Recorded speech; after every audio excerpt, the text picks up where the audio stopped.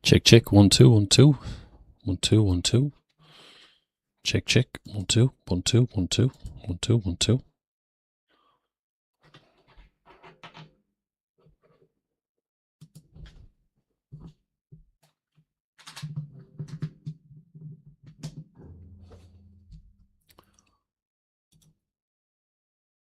Check, check, 1 2 1 2 1 2 1 2 1 2 1 2 1 2 1 2 1 2 1 2 1 2 1 2 1 2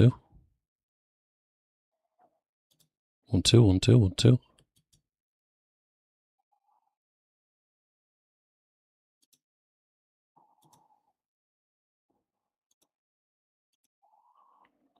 1 2 1 2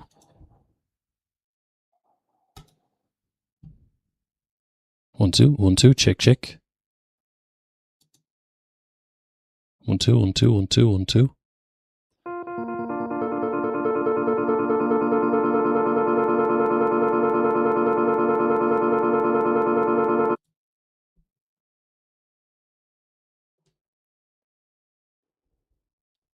1 2. Check, check, 1 2 1 2 1 2 1 2 1 2 1 2 1 2 1 2 1 2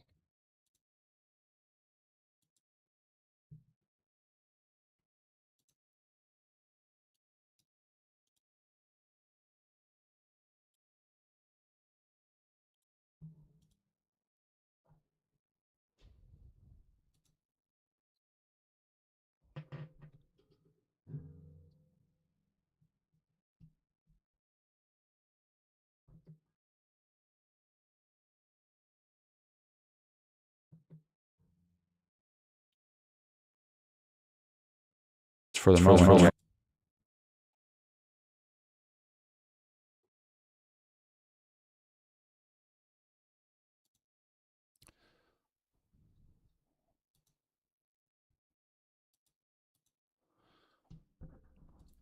1 2. Check, check, test, test, 1 2 1 2 1 2 1 2 1 2 1 2 1 2. 1 second, Victor, if you can hear me. Just gonna make you a speaker now. 1 second. Approve. I approve you, sir. I approve you. I dub thee Victor. Lord Victor. Everyone's gonna be called Lord in this. 1 2. Hey.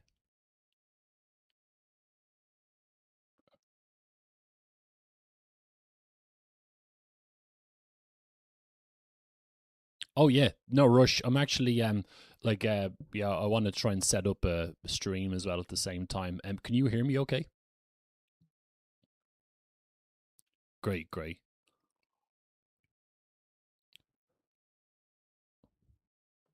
Okay. Okay, 1 second. 1 second. I'll just turn the gain up a little bit here. Is a little bit better?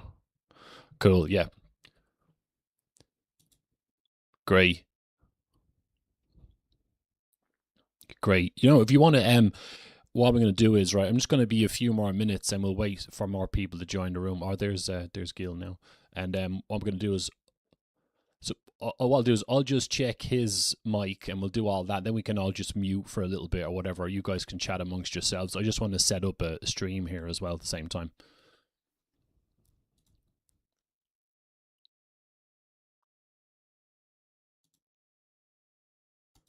Cool.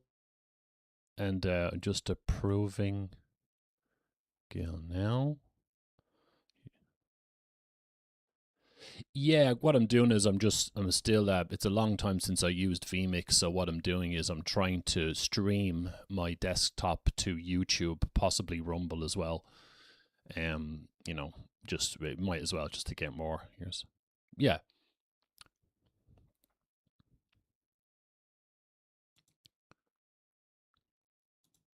Hmm.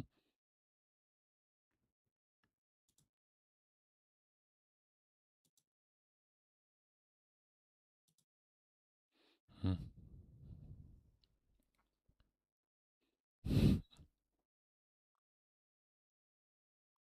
Hmm. Yeah, it's it's on the list. Yeah, don't worry, we'll get to it. Yeah, Gil, is that you?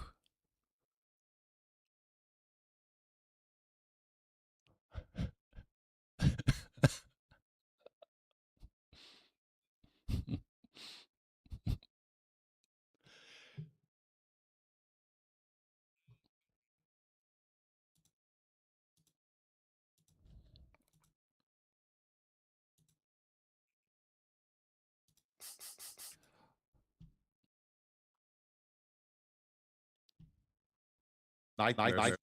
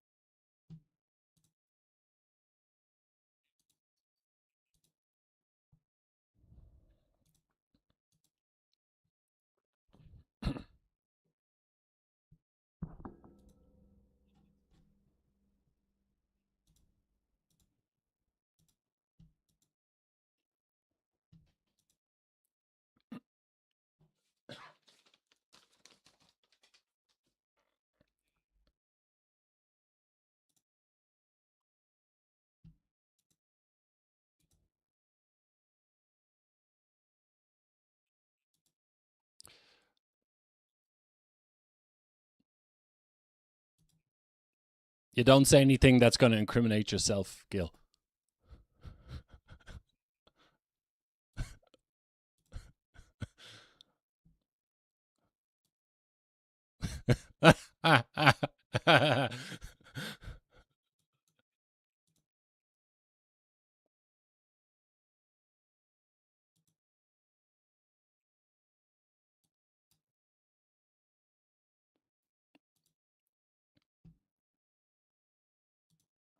Slop, like conspiracy slop, right? I mean, there are like some things that you can go, that's really interesting, and that's like a real phenomenon or whatever. But the conclusions he comes to is just like, yeah, it's just conspiracy slop. Um, and he's been at this for like over 40 years or something. So it's like you'd think that would be enough time to say like, hey guys, like all like all this stuff is really serious. Let's try and organize something. Let's try and get people into institutions and organize politically. So I mean, the guy's had a huge audience for decades, and he's just always up there blowing his lid. I mean, you'd think if he was up there blowing his lid each day and so angry about the developments happening in his own country and worldwide, he would try to create something effective, an effective, solutions-based force to try and resolve some of the conflicts that's happening. So, I mean, I think some people are sort of getting the message now, but I think that really needs to be impressed upon people because it's and hopefully, people listening to this can take that away from this. I mean, it's the obvious conclusion, right? But I mean, people don't really seem to come away with that sort of thing. They just go, "Oh well, I guess I'll go buy a cheeseburger now or whatever," and or a kebab, or if you're in the UK. But Smoke it's crack like, if you are Hunter yeah, Biden.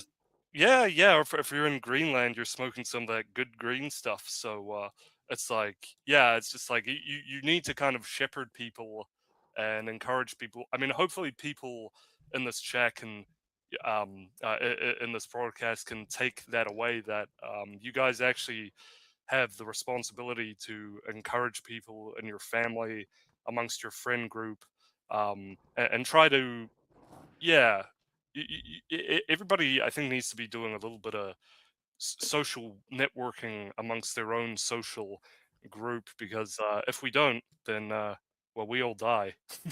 There's not really much, you know.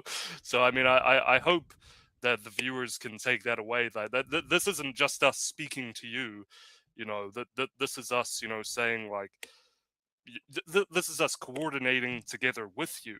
So we're imparting what's going on, you can go, oh crap, I need to warn others, and yeah, I think politics just these are the levers of power. But I know people like to talk about politics. They don't like to engage with politics. So I mean that's we need more of the engagement, and hopefully you guys can come away with that of how am I going to get my community or what's left of it to engage politically. So that rant over, but that's just what I want to say about that. And yeah, anybody else jump in? Hector, do you want to say something, or Victor? I will wait on Hector. Do we have Let's Yeah. Hector? see if he wants to say something. Yeah, Just do a he's mic here check as a first. speaker. Okay. Yeah. Oh, Yeah. sorry. Oh, yeah, I was muted. Hey, everyone. Good to meet you. Good to see you again. Hey, Yeah, Hector. Hector, great to see you. Yeah. So did you have any thoughts, Hector? You were just a bit quiet. Oh, I'm just enjoying my coffee. I was just. All right, sweet. So Hector's enjoying Yeah, his that's coffee. That's good. All right. that's my so, thoughts. I'm just enjoying this nice coffee. But no, I mean it makes sense, right? I mean you can't just be posting epic memes all day and epic memes. You need to actually talk to a couple people every now and again. So yeah, I mean you summed it up pretty well. I was going to say, And you not just- guys, I've been awake. I've been awake for like 12 hours now. You two lazy bastards are just getting out of bed now, aren't you? With your coffee and stuff. Yeah, basically. Got Pretty out of bed much. maybe 2 seconds ago, so rolled right out of bed, right onto the computer. Had a coffee waiting for me. Oh, that sounds pretty good. much. Sounds good.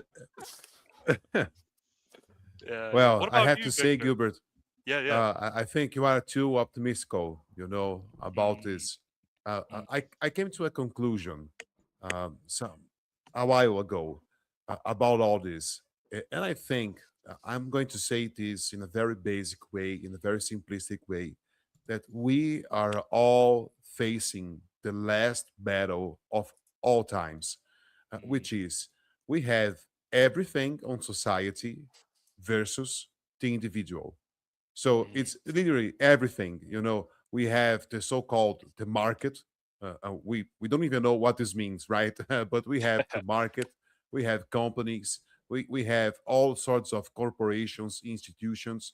We have governments all around the world. We have city governments. We have state governments, and they are all in war against the individual.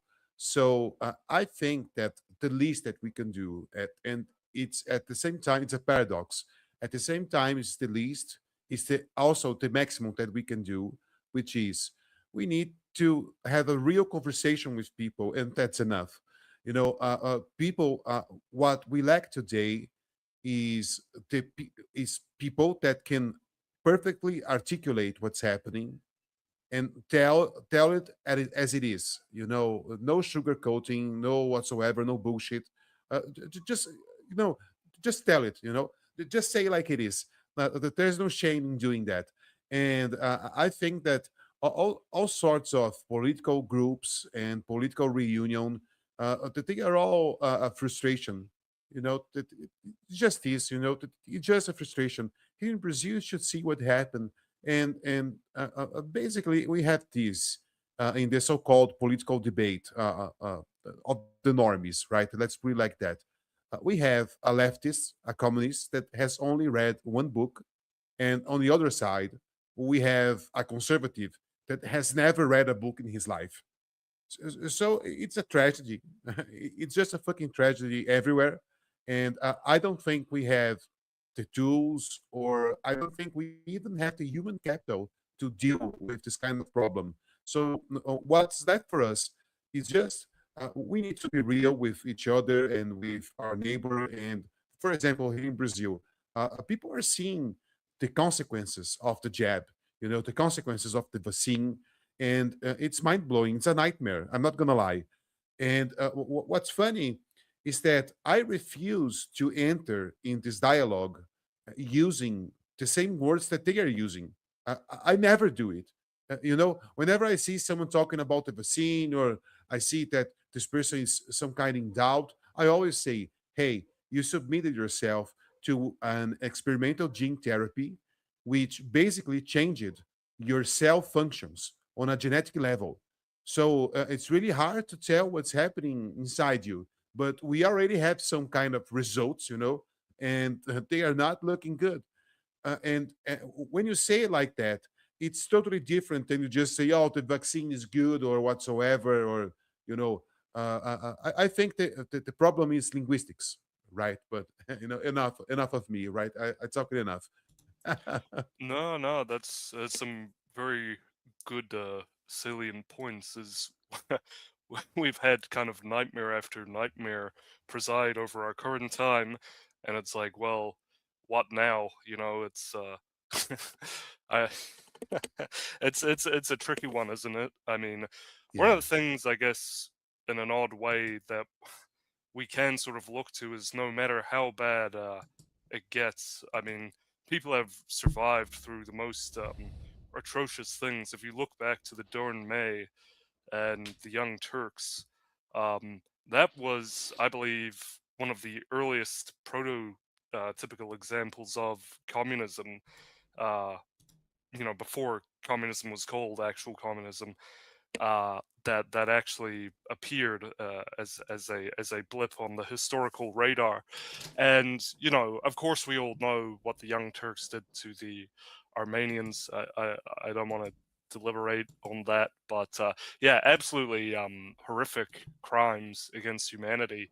And but the Armenians are still here today, and well, actually, there's a lot of people who are still here today, and that's one thing to consider, that there are times in history where strange things can happen. I mean, think about what a like the Enlightenment, for example. I mean, that was quite a rare occurrence, or the founding of America itself, or I guess you could say the founding of a lot of countries. Um, but yeah, it's certainly is the case that absolutely never stop talking about this stuff, because if you think about it, Victor, a lot of the stuff that you and Emmett and Jeff and One Tall Order, everything that you guys know, it's actually incredibly niche. And yeah, there's not a lot of people who know or understand things in the way you guys do.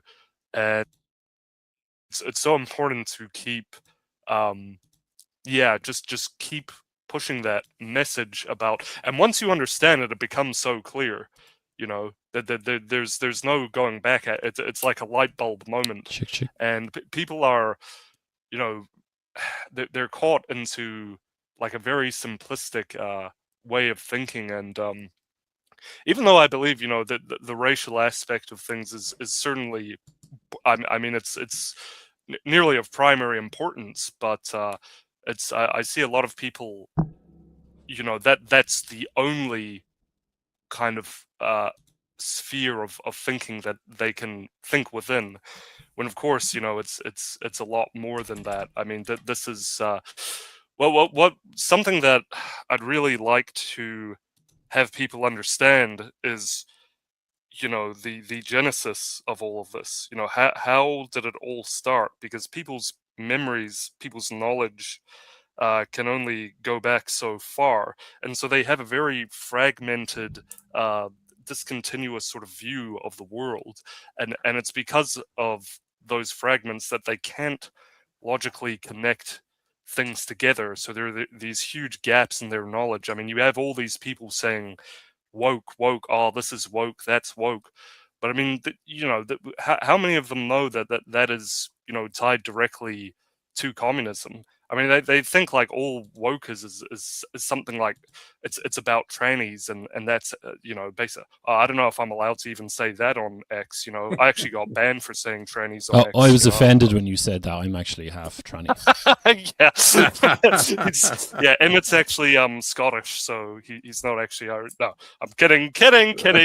Yeah, I don't even want to say that. That's yeah, but yeah, no, yeah, these huge fragments in people's understanding. So understanding, everybody. I'll wrap it up with this point with this, because I know I'm going on a bit, but people understand, like people are offended by everything that's going on now, right? They're like, this is uncomfortable, I don't like this is gross, ew. But they don't understand how did this all start? How did this all come about? And it came about really through one man and then his disciples who followed him and expounded upon his theory. And from there on out, they just continue to grow and infiltrate with their ideas. And it's only gotten worse and worse, like a cancer. And because it's remained completely untreated. So we for all this time, no one has done anything about it, and there are kind of structural reasons why that is. Because I think we've gotten rid of. There's been a real attack on intellectualism, but we've gotten also rid of important parts of monarchy, or at least the idea of such. I'm not saying I'm a monarchist, but I'm just saying that idea of I am. Okay, well there you I'm go. not even Yeah, I joking. mean it's Well, preferable. I wish isn't I it? was joking. Yeah, well, sometimes I think, gosh, it's it is to what could be. You just hope that whoever, I mean, because it's looking like it could be, unless people get smart, it could be all out authoritarianism one day. I mean, you look across the world, it's like it's only going down one avenue, one route. But yeah, no, it's just kind of like I'll wrap up by saying this, that yeah, people don't understand where it all comes from. They don't understand the continuity of the problem, where it all came from, and this is where you get such muddled thinking, because they can't describe the genesis of it all. So you've got all kinds of diversity of thought in a way that's really quite troublesome and retarded a lot of the time. And yeah, it's a big problem. People need to think properly, and you need to try and explain it clearly to these people. But that's how the Russian propagandists and a lot of other foreign propagandists, that's where they really thrive. That people just don't have the time to understand, even though it's actually not that difficult to understand. But anyway, I'll just say that. Anybody else want to fill in? Indeed. Or Hector, do you want to? Let's see what Emmett has to say. Emmett, go ahead, man. Oh yeah, well, just I was fiddling around with the live stream there, so we're going out live to YouTube, so people can basically see my desktop and all the emojis and shit, as well as hearing like the mouse clicks and stuff. But at least we're going out live.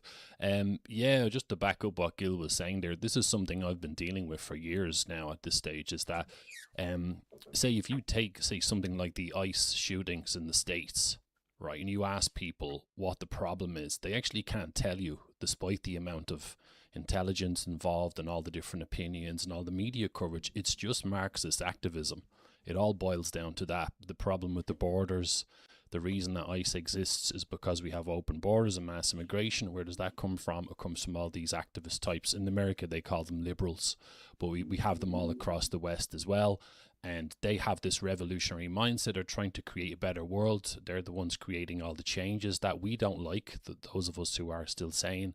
And, whatever they do, whatever we do to try and fix things, they get in the way. So they create the mess and they stop us trying to fix it. And this is the same pattern over and over again. Like in 2018, when I built the first Resolving Reality website, I had the idea of writing some articles and putting some photos up there. I bought a decent camera and I was starting the YouTube channel. And basically, it was around the time when the UN, the United Nations Global Compact on Migration came out, whatever it was. Another one, of course. And obviously, the Patriots in Ireland turned up outside the government, the Irish Parliament, the Dáil, we call it. And they turned up to protest. And when I turned up, I was there to take photographs. And of course, who turned up? The lefties, People Before Profit, Richard Boyd Barrett, all the known Marxists in Ireland were there. And I mean, that's just one incident, but it's always the same pattern. But unfortunately, people can't see it. Like, we're up against an international revolutionary movement that wants to create a better world by mixing us all together, mixing all the races, getting rid of religion, getting rid of money, You know, they believe in a society without money. That's why they're always attacking capitalism and the rich. They come up with a climate change scam as well to try and create, you know, an emotional reaction to get us to change how we live, how we eat. You know, it's all the same shit. And just look at what's happening in China with the social credit system and so on. That's what's potentially coming down the tracks, as Gil pointed out. You know, this is all going to lead to totalitarianism. And I actually think, before I pass the mic over to yourself, Victor, or Hector, if you want to jump in, it's like, I think that this is one big intelligence test. And I said this to Nyquist in the stream. Was it last night? The other night, last night, I lost track already. I said to him that Last night. yeah, sorry, I'm a mess, total mess I am. But he said, we were talking about this. I think this is a big intelligence test that we need to face up to and understand as a collective what the problem is, or we're going to keep losing. And in Ireland, it's the same. It's the same in any other country. People still haven't caught on exactly what we're up against. They don't quite get that globalism is just communism repackaged. That's all it is. It's just about world government, open borders. And I think that unless people catch on to that en masse and move like towards nationalism as a solution, it's going to be very difficult to stop all this. I don't know if Hector, you want to jump in on that? Yeah, I can jump in. Just with the whole thing that you covered earlier about people just like, that Gilbert sort of covered earlier, just everyone saying everything's like woke. It's sort of become like the right's version of just calling things racist. It doesn't really mean anything. I mean, it's sort of funny to a degree, just to say everything's woke, but it doesn't actually mean anything. It would actually be, again, just more substantial to just say things are Marxist or communist or whatever. And I do think actually that's also a good point, Emmett, that we need to start sort of ingraining in people, especially like, you know, people in the center and on the right, that globalism is essentially just Marxism. It's sort of interesting how many people sort of forget that.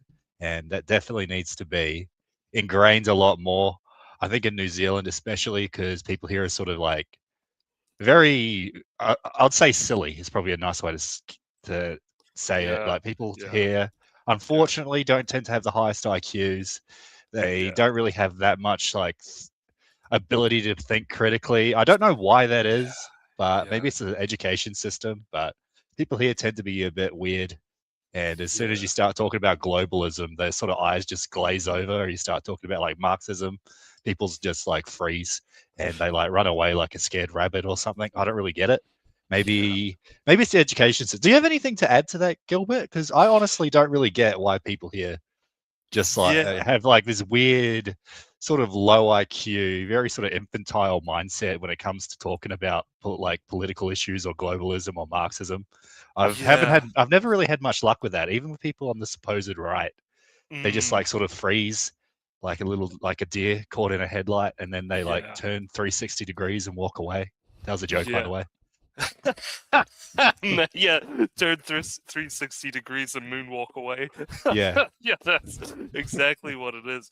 But yeah, no, I definitely yeah, Hector put it very well here. Like people in this country, they're just not like I suppose contrast that with like a very political people. Now let's think who would be a very political people. I guess that would be like Jewish people or Yes, yeah, yeah, they Americans. were much more aware. America, I'd say like nearly every other sort of English-speaking country is more aware than New Oh, Zealand. Except maybe I s- Canada. Canada's pretty bad, but like the mm, UK, Ireland, mhm. Australia, even like the people just seem to know, sort of get it more. Here, people are just like, oh, they just want to eat their, you know, steak and cheese pie and do Get some like their BP drifts. nuggets. Yeah, Yeah. do some like skitties in the Ute, and that's sort of it. Yeah, pretty much. I know what that is. I know what that is. Yes, that's good. Well, you guys are kind of just like New Zealand up there, so yeah, similar kind of. But yeah, no, it's yeah, Hector definitely hit the nail on the head there. I think like for whatever reason we just didn't really develop as a politically minded people, rather contrast that with other people in the world who have had their whole history and very recent history at that steeped in warfare, in kind of subversive operations, and you know all kinds of political dilemmas and traumas and big things, massive turning points in their country, whereas I suppose New Zealand didn't really quite have that themselves. We have a a large South African community in New Zealand, and you talk to them, and again, by contrast to the other examples of more politically minded peoples that are out there, South Africans, they know, they're very quiet about it unless you open up to them about it, but they know, like, yeah, that's completely screwed up. We were screwed over, kind of thing. But yeah, it's yeah. Another thing is I'm not trying to be mean, but it goes to kind of the point, of being a bit silly, that apparently New Zealanders' IQ isn't very, compared to, again, a lot of English speaking nations. And I kind of realized this myself when I talk to a lot of Australians. That I have a lot of friends who are Australian. I've spoken to a lot of them. That they come off as compared to someone who's lived in New Zealand most of my life, that the Australians are definitely a bit more with the play. I would say a lot more, actually, and I would say a lot more. Like, a lot it's more. honestly sort Yeah, of bizarre. Maybe it's because New Zealand's like on the literal opposite side of the world than like Europe, and Yeah. you're sort of disconnected from these like communist nation, like communist, Soviet bloc nations, that people Yeah. here were just sort of thinking about raising their sheep and eating pies and watching the rugby, watching watching the cricket. rugby, kicking the Yeah. rugby ball around. Like, that's sort of all that was on people's minds, and it's sort of like, to a literal degree, like retarded people. Like, their minds just sort of got melted and just thinking about rugby balls and steak and cheese pies and going to the It's, pub. it's not a culture that breeds intelligence. Yeah, that's Most exactly of the right. time. That's exactly right. It's ki- And it kind of shows. Yeah, I don't want to be, again, I'm not trying to be mean or anything like that, but like, and a lot of yeah, like there are a lot of cultures and countries that we would look at the third world, a lot of Islamic nations, unfortunately, and we would go, yeah, these people do not possess a culture which breeds intellectual curiosity and thought and philosophy, as opposed to other nations, but. Yeah, it's like, yeah, I read a report from, I think it was the NZ Herald, and unfortunately, even though Australians are right across the ditch, the Australian average IQ is 10 to 11 IQ points higher, and New Zealand, the average IQ, and sample sizes, right? But yeah, apparently the New Zealanders struggled to reach 100. So I don't really. Wow. It's interesting. Did you see that report, Hector? I haven't seen that one, but I would not be surprised in the slightest. It seems to kind of make sense, right? Because of course you talk to a lot of New Zealand. I of course work with them, talk to them, stuff like that, and yeah, it really is like yeah, it's not a culture, and they're not a people of higher thinking, unfortunately, and that's again, not to be mean, but it's kind of like we mentioned, it's all about rugby and steak and cheese pies and BP nuggets, and doing Drinking skin. spates, like drinking beers, like that's sort of it. Drinking Like, double browns, yeah. yeah, double browns. Yeah.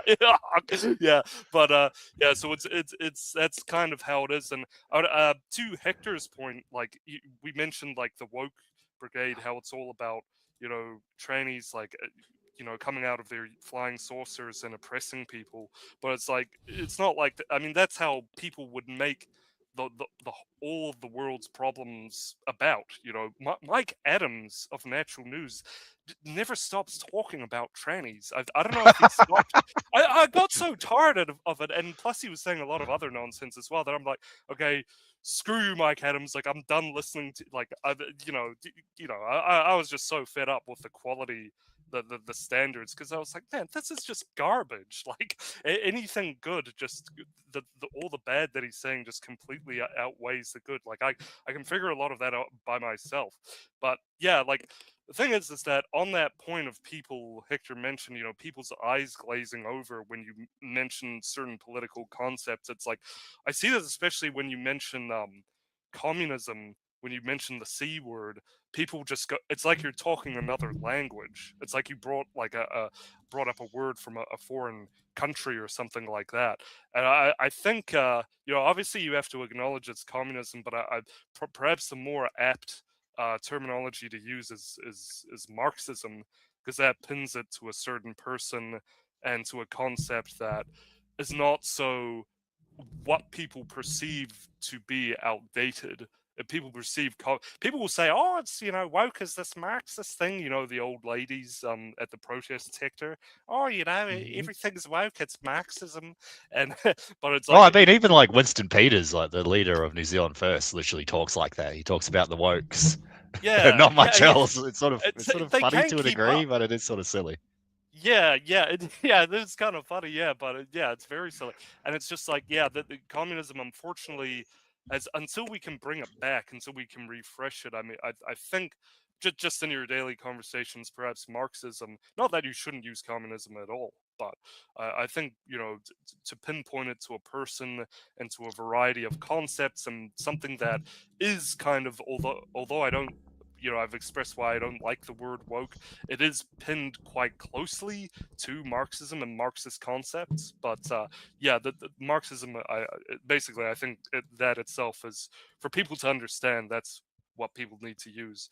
But yeah, anyway, Emmett, we've kind of taken your broadcast our own way. But where do you want to go next? Do you want to continue? Sorry about that, man. You go, man. I love it. No, it's good to hear you two back in action. It's great, But yeah, all good. I was absorbing bits and pieces there and just stalking my own YouTube profile here. But yeah, the stuff you're talking about is really global. There's just different levels of the same bullshit. Like in Ireland, for example, people have not shunned me, but they won't respect me that much because I'm not talking about, having a protest or a speech or waving a flag or just the usual box standard nationalistic stuff. And those are good things, but they're not looking at this stuff deeply enough. And, and that they won't, it's very cultish, the people, they just band together in groups and they stick to people who like what they say. So if I come along and say stuff that challenges them too much intellectually, or start saying to them that they're the problem in a way, they need to educate themselves more. They obviously don't like that. They feel a bit bad and hurty inside, and they want to talk to someone else who's repeating the same stuff back to them, and they just go back to the usual box standard stuff of there's too many foreigners, there's trans in the school, Islam's bad for the West. Yeah, of course, that stuff's, it's so obvious, and there's a lot of that kind of snobbery. But Victor, what about the kind of landscape in Brazil? I was really keen to ask you about that because I'm a little bit more familiar with stuff in Oz and New Zealand, thanks to Gil. I've kind of gotten a bit of an overview. I lived in Australia for about, it's almost 5 years in WA over in Perth, but I haven't got a clue about Brazil. So tell me about what's going on over there, pretty much. Wow, Gilbert was saying about the average IQ of New Zealanders, and Brazil basically has an average IQ of 81 points. I think Forrest Gump's considered retarded because he has the same level, the same number. You see, Forrest Gump's considered retarded, but here in Brazil, it's just normal, right? So we are basically living with all the sorts of people. So you see, but just one commentary: it's the average, right? And sure, some people say no, it's not 81, it's 83, like it's a huge difference, right? But you see, it's the average, right? And the average means average. So in your daily life in Brazil, you will definitely meet people that are on the left side of the spectrum, that they are really, really dumb. And it's becoming something that I was thinking about this. Actually, I think about this almost every day. And the problem is, how can you have a functioning society with this type of human capital, with this type of intelligence? It's impossible. Uh, you guys were, you guys talked about a lot of things, but I think mainly the main problem that we're facing now, it's a linguistics problem. And every time that we are talking with someone that we are talking about, I don't know, some kind of subject that functions like a keyword, like COVID, and you just mention COVID, and that person will have all sorts of automatic responses to what you're going to say just because of that word. So we had some kind of, to contour that, so to get around and just try to avoid the maximum that we can, because, for example, whenever I have this conversation about the pandemic here in Brazil, I always say the same thing, that, hey, you have to remember, you need to have in your memory and super fresh, that what really happened was that all of a sudden we got bombarded in the news that a new virus was here. And then we discovered, one night we went to sleep, and when we woke up the other day, we simply had a group of experts ruling the state, basically. So this group of experts, they were saying to us, how should we dress, how should we work, how many people are allowed.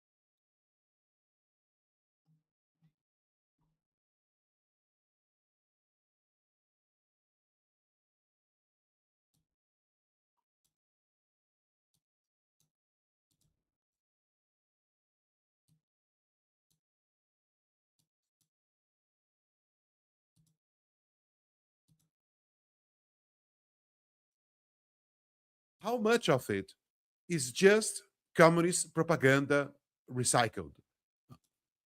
We are seeing now the Alex Jones and company uh, talking all sorts of crazy shit. That if they were saying this in a university, everyone would say, "Hey, you're sounding like a Leninist, right?" This is not good at all.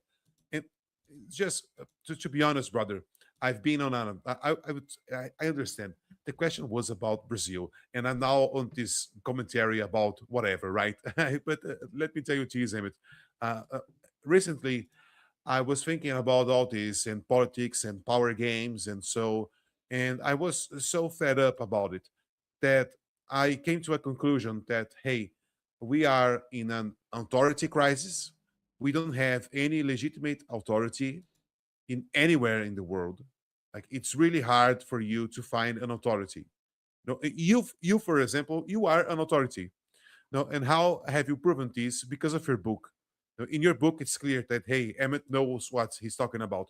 But uh, other people, it's just ridiculous nowadays. So when I say that I am a monarchist now, I'm not joking. I really am a monarchist, because one of these conclusions was that, hey, it's so simple to see, the so-called democracy. It's just, to me, my impression is that this is a shadow oligarchy, that we have all this stuff of the debates, and oh, let's have a discussion and see which idea is the best. This is all a masturbation to make something that is pure tyranny legitimate, Exactly. and to give hope, right? And you give a lot of hope to people. You give sense of illusion of choice. Oh, I can choose, my candidate. I can choose whatever, right? And it's just pathetic at this moment, because what we are all seeing, it's, for example, last week Davos happened, right? Look at how natural it is to us, even us on the other side, let's put it like that, even for us on the other side, look how natural it is to have a discussion about national leaders going to a city and having a conversation in an organization that is above all the states. You know, I don't know if I'm articulating myself correctly here. I'm Brazilian, so you have to be some kind of patient with me.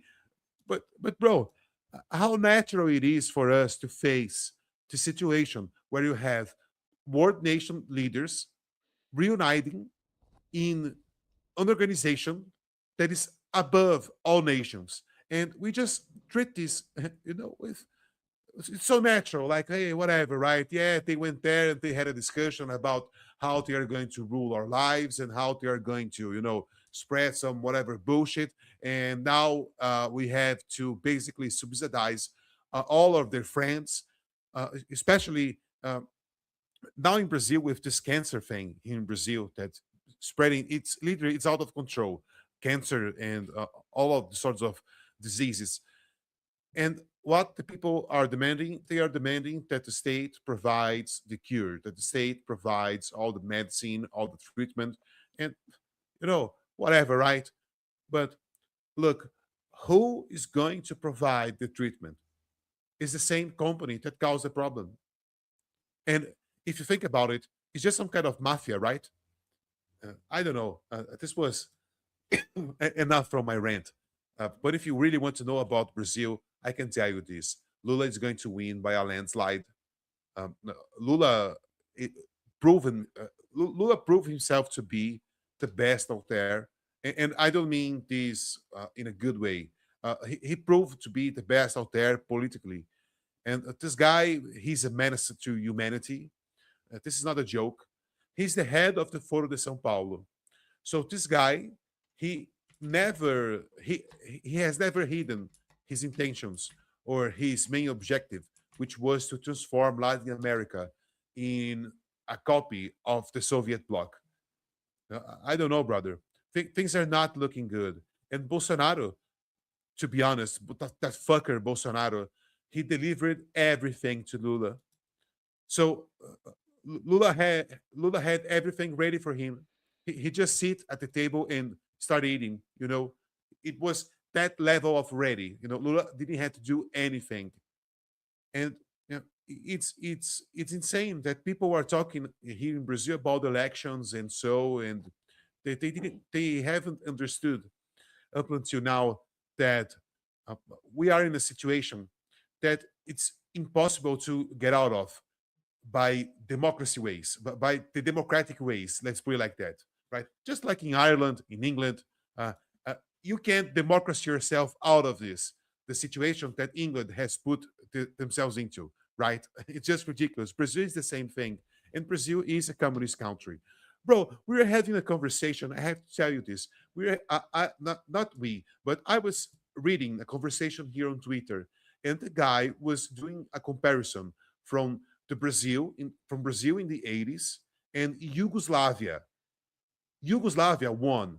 Yugoslavia had more stuff to sell. Yugoslavia was more open economically. It's just ridiculous. Brazil is a ridiculous country. I wish I was joking. Brazil is a ridiculous country, and now we're selling everything to the Chinese. So, what's good? We are doomed. Yeah. Yeah. Sorry, Gil. Go ahead. Oh, yeah, no, it's quite a poignant reminder of the things happening in Brazil. And to contrast that to North America, Trump is, I like, with you saying that, and with each passing day, I see more and more what you mean, Victor, by Trump being Bolsonaro 2.0, because I hear how you've talked about Bolsonaro in the past, and I see what's happening now with the United States of America, and actually a lot of Yes. countries. It's And the it same re- case. Excuse me. Excuse me. yeah, go, interrupting go, go, you. go. It's the same case, brother.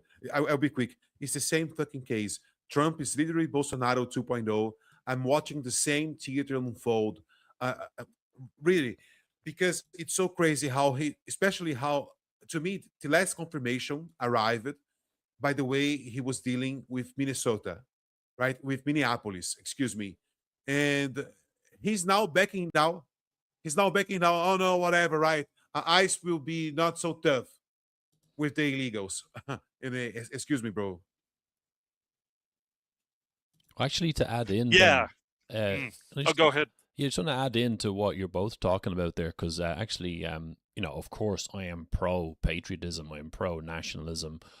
obviously, considering the state of affairs in America, they're riddled with Marxists. And they have been for over 100 years, eating away at their patriotism, getting into positions of power. Barack Obama, Kamala Harris, Joe Biden's got connections with the Chinese Communist Party. So, of course, kind of by default, I supported Trump, but I wasn't one of these people who worships him and thinks he's some sort of a god and so on. He's just a man. And I thought, well, I'll keep an eye on him. And if he does any good, great, particularly with the economy and stuff like that.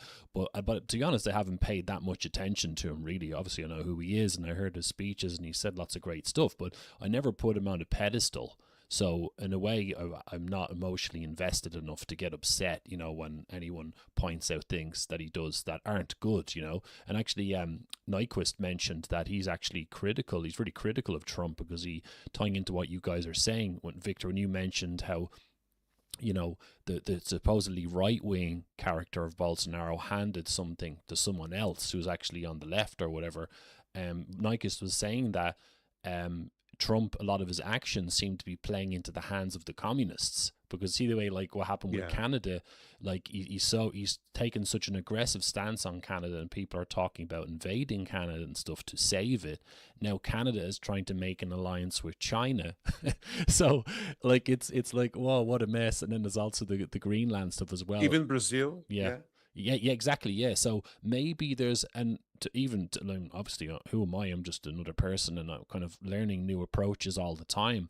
And it's a great argument, isn't it? That you have to stop communism, but you have to be careful with how you do it. And there's a certain way of handling it without encouraging them to go and run and join the communists. So yeah, what do you guys think? I don't know if Gilbert wants to jump in. Oh, sure. Yeah. Just go ahead, bro, please. Yeah. Thank you, man. Thank you. And you guys feel free to just interrupt and jump in whenever I really don't mind. But yeah, so it's the same sort of Trump is Bolsonaro 2.0, as Victor famously coined. And yeah, this seems to be the case with everybody basically across the West, or it's I mean, yeah. Anyway, we it's so messy to go down that route. I mean, Canada's so bad. I mean, they've had Chinese troops operating within Canada since like 2013 or something. So doing drills in Canada, so a very strange arrangement that they have, and that probably has something to do with China announcing that they're going to be an Arctic or they're an Arctic power. So yeah, I like what Victor said about it being a battle of linguistics and ultimately the mind, because people really just don't have this they don't have the sense of what's going on. And you see how many people supported Trump, and you see how many people supported Bolsonaro. And a lot of these right-wing figures, even people like Ava Vlardingabrook, and she, guys, I'm this pretty blonde girl. I'm definitely not controlled opposition, it's like, man, who could have fallen for that one, right? I mean, goodness gracious, people, like we do really have to wisen up, as we're at the precipice of all things. And yeah, so I digress. That linguistics, the mind, this is all an important domain to interact with, and to really keep up with the information, and really understand who these people are. Because I mean, we saw a lot of these Miriam Adelson, Sheldon Adelson, a lot of Russian oligarchs, a lot of Russian Jewish oligarchs around Trump. A lot of these different kinds of people influence a lot of like mafia people, actually, people linked to like the Russian mafia, and people who had done committed horrendous crimes that Trump himself pardoned. So I mean, this and then of course Epstein himself, right? So I mean, these are the kinds of warning signs, that the red alerts that really should have stood out to people, and people really should have Yeah. been. And who voted for that? Yeah. who voted for what Trump is doing? And people can Mm. have this conversation. This is an honest question to an honest conversation. Who voted for that? All of a sudden, last year, first year of Trump, we have in the beginning of last year. So we had Larry. How's the name of the guy? Larry Elliott, Larry Yeah. Ellison. Larry I don't know. Ellison. Theoretical guy. Larry Ellison, the Ellison. theoretical guy. He was on national television saying, "Oh, we are going to have these artificial intelligence cameras, and we are going to put all these cameras in the police officers, in whatever, in the street lights, and we are going to monitor everything that you do. So everyone is going to be on their best behavior." Who voted for that? I strongly believe that anyone who voted for Trump wants, privacy, dignity, and you don't want to be actually. You just go out in the street and you are screened by the police. What? This doesn't even make sense, right? It's just ridiculous now, Gilbert. It's just ridiculous. We all these conversations are pathetic. I remember that when you held the live stream of the election, I remember that I said something on the lines of the rocket that hey, that the rocket stuff it's really important because at least to me, I don't know you guys, but I find really crazy this idea that we are living in a globe and that hey, we are building this missile here, but it's not a missile, it's a logistics vehicle, and we are going to send you to Mars, okay? Okay, all right, just give me money now. It's just ridiculous, all this idea to me. So when I see this missile, I see, hey, this is a weapon of war. This is not a logistics vehicle. They're not going to send anything on this bullshit, They're going to bomb the hell all of their enemies. And Trump, in his victory speech, he only talks about the rockets that, hey, the Chinese wants to have one like ours. Because on that time, Elon Musk had recently made the rocket did a comeback, impressive thing, really, really impressive. Because anyways, I digress now. Excuse me. The drugs are now starting to hit, so I may be out of control in 5 minutes from now. But to be honest, to be honest with you guys, we can even have an honest conversation that hey, nobody voted for this shit, right? We voted for you to solve things, and all of uh, let me go back for a little bit. So we don't have to talk about Trump all the time, right? And I think it's even bad to talk about Trump because he's such a retard, and it's so clear what he's doing now that hey, people are going to suffer, right? They're going to suffer a lot. But anyways, the left and the liberals and the communists, the left provides lore for their activists. They provide some sort of advantage because they have sold really well the idea that they are changing the course of history, and they really are changing the course of history. This is not a joke or an empty promise. So facing this is also a problem and a hidden problem when we are having any sorts of debates. Because for some people, for the normies, they face it like this. At least this is my impression here in Brazil.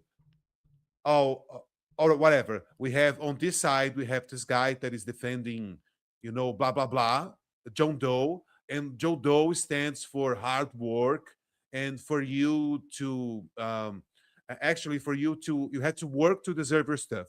Okay, and on the other side, we have this guy who is an activist that cares for people and he's fighting for people. You see how it's framed? You see, uh, we we are already lost. We already lost with an army. So it's really hard that you have to find another approach. It's just like the approach I was saying that I have when I about to talk about COVID or whatever. So it's just ridiculous, right? Yeah, absolutely. Let me just expand upon what Victor was saying. Was that a perfect example of what people who voted for Trump voted for a very particular set of things, and that was based on what they heard from the Trump administration.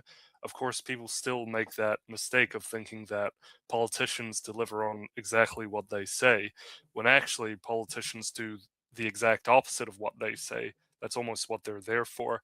And I mean, you hear one of Trump's guys. I can't remember if it was Witkoff. He went with a bunch of his representatives at the WEF at Davos, and yeah, basically this guy was saying, well, the immigrants, we're deporting them, and the economy is bad. You want us to give up on fossil fuels and replace that with all these kinds of things that resonate with people, and it's like, well, yeah, I'm listening to this. I'm like, this sounds like a nationalist, strong kind of campaign that we expect you to go through with, but none of you guys are, delivering any of this. He basically relitigated the entire Trump platform to the WEF. Unfortunately, his name escapes me, but he's a very prominent kind of guy in the Trump movement, and yeah, so I mean, this is what it is. People, I mean, people shouldn't be surprised, really, in a way that Trump is doing, as brazen as it is, that Trump is fracturing all these alliances and really punishing the American people and punishing everybody else. Because, yeah, people have to get smart and realize how controlled and how infiltrated. I mean, Trump's not in power. He's I mean, not real. I mean, he's in a symbolic position essentially, and these people who are a lot younger Can and I make a brief comment politically about that? Uh, sure. just about you said, do you think that, just put yourself in the place of Trump, would you participate in a competition that you were previously stolen? Let's say people rob you at that competition, then you're going to participate again, but now it's valid because everyone voted. Huh. Mm, mm, mm. Yeah, We're not right. kids here, right? Mm, mm. Yeah, precisely.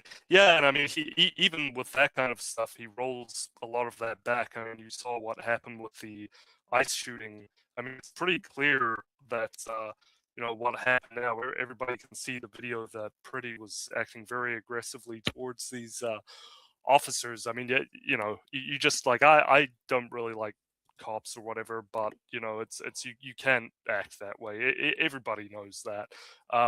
But yeah, I mean, what did he do? I mean, he called up Stephen Miller and said, basically we have to roll this whole thing back. So being the narcissist, the supreme narcissist that he is, as soon as he's perceived negatively by his enemies, the mainstream media, he immediately folds and he says, actually, let's completely bend on everything that we stood on our platform to help the American people.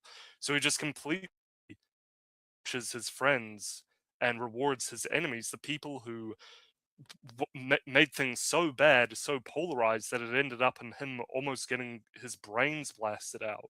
So I mean, this is this is the kind of man Trump is, unfortunately, and he's Just like very old. Bolsonaro.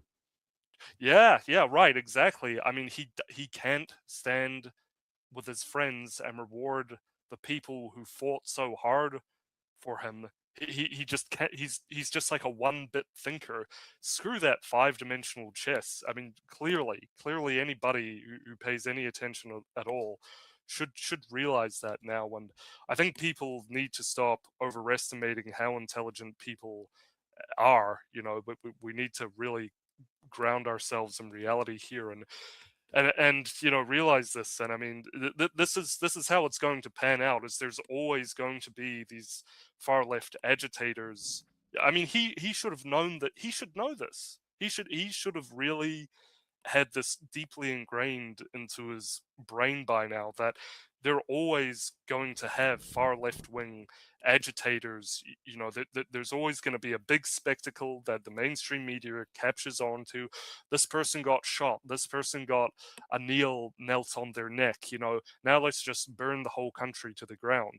I mean, he should know this, and it's like, does he do anything about it? He always makes the situation worse. I mean, look what happened to George Floyd, and I mean, look at that disaster, and then you look at these. I mean, he just delivers everything to his enemies on a silver Yeah. platter. Oh, we've got to stop the deportations now, and the deportations are quite frankly, I mean, abysmal. We at least need to do triple that. I mean, it's worse than Bush and Obama, and the current deportation numbers. So it's very yeah, it's a huge shame, and I'll remember what I was going to say next part. It escapes me, but Gil, Hector, did you want to? I was Yeah, go ahead. I was just going to jump in there with something, because I was curious to ask you, Victor, about like both. Obviously, made lots of great points there, but Victor, you know how you were talking about giving your views on Trump and stuff, and we know there's some unusual kind of behavior going on, but at the same time, when I thought about how they went into Venezuela and grabbed Maduro, I thought, well, like I said earlier, I don't worship Trump, but I do agree with the Americans having an aggressive stance to communism on their doorstep, because when you look at the history, obviously the communist movement caused lots of trouble in South America. You know about all the regimes, Pinochet and Operation Condor, and everything that happened with Cuba and in Central America as well, Nicaragua, all that stuff. So I agree with the Americans having a really hard stance on communism and even to use force when they can. And when they went in and grabbed Maduro, I kind of agreed with it in principle. But at the same time, I do respect national sovereignty. But obviously, when communists are in charge, sometimes the only way to get them out is to use force, like when democracies fail. So, like, what was your perception of what happened with Venezuela? Do you think it was right for them to grab Maduro? And I suppose it didn't really affect your opinion of Trump, of course. Um, uh, Listen, I'm more of the opinion of Colonel Kurtz from Apocalypse Now. Just drop the bomb on these guys. You have to drop the bomb, and that's it. No conversation. No, oh, let's have some diplomacy. Yeah, check my diplomacy here. Just look at your sky. Look at the window, and you see that stealth black plane. B-52. I don't know the name of the plane, and it's just bombing the hell all of these guys because, truth be told, Trump helped the Maduro regime, just like he did with Lula. First, when he was having beef with Lula, Lula was using this beef to prove to people that, hey, look how I'm fighting for Brazil. And then, now that Lula loves Trump, actually, that Trump loves Lula, Lula is also using this that, hey, look how I was tough and Trump folded. The same thing is happening in Venezuela. So, all right, he removed Maduro. He killed some people of his Cuban bodyguards. And now, who is running the show? It's Maduro's vice president. So, make this make sense. He's helping the communists.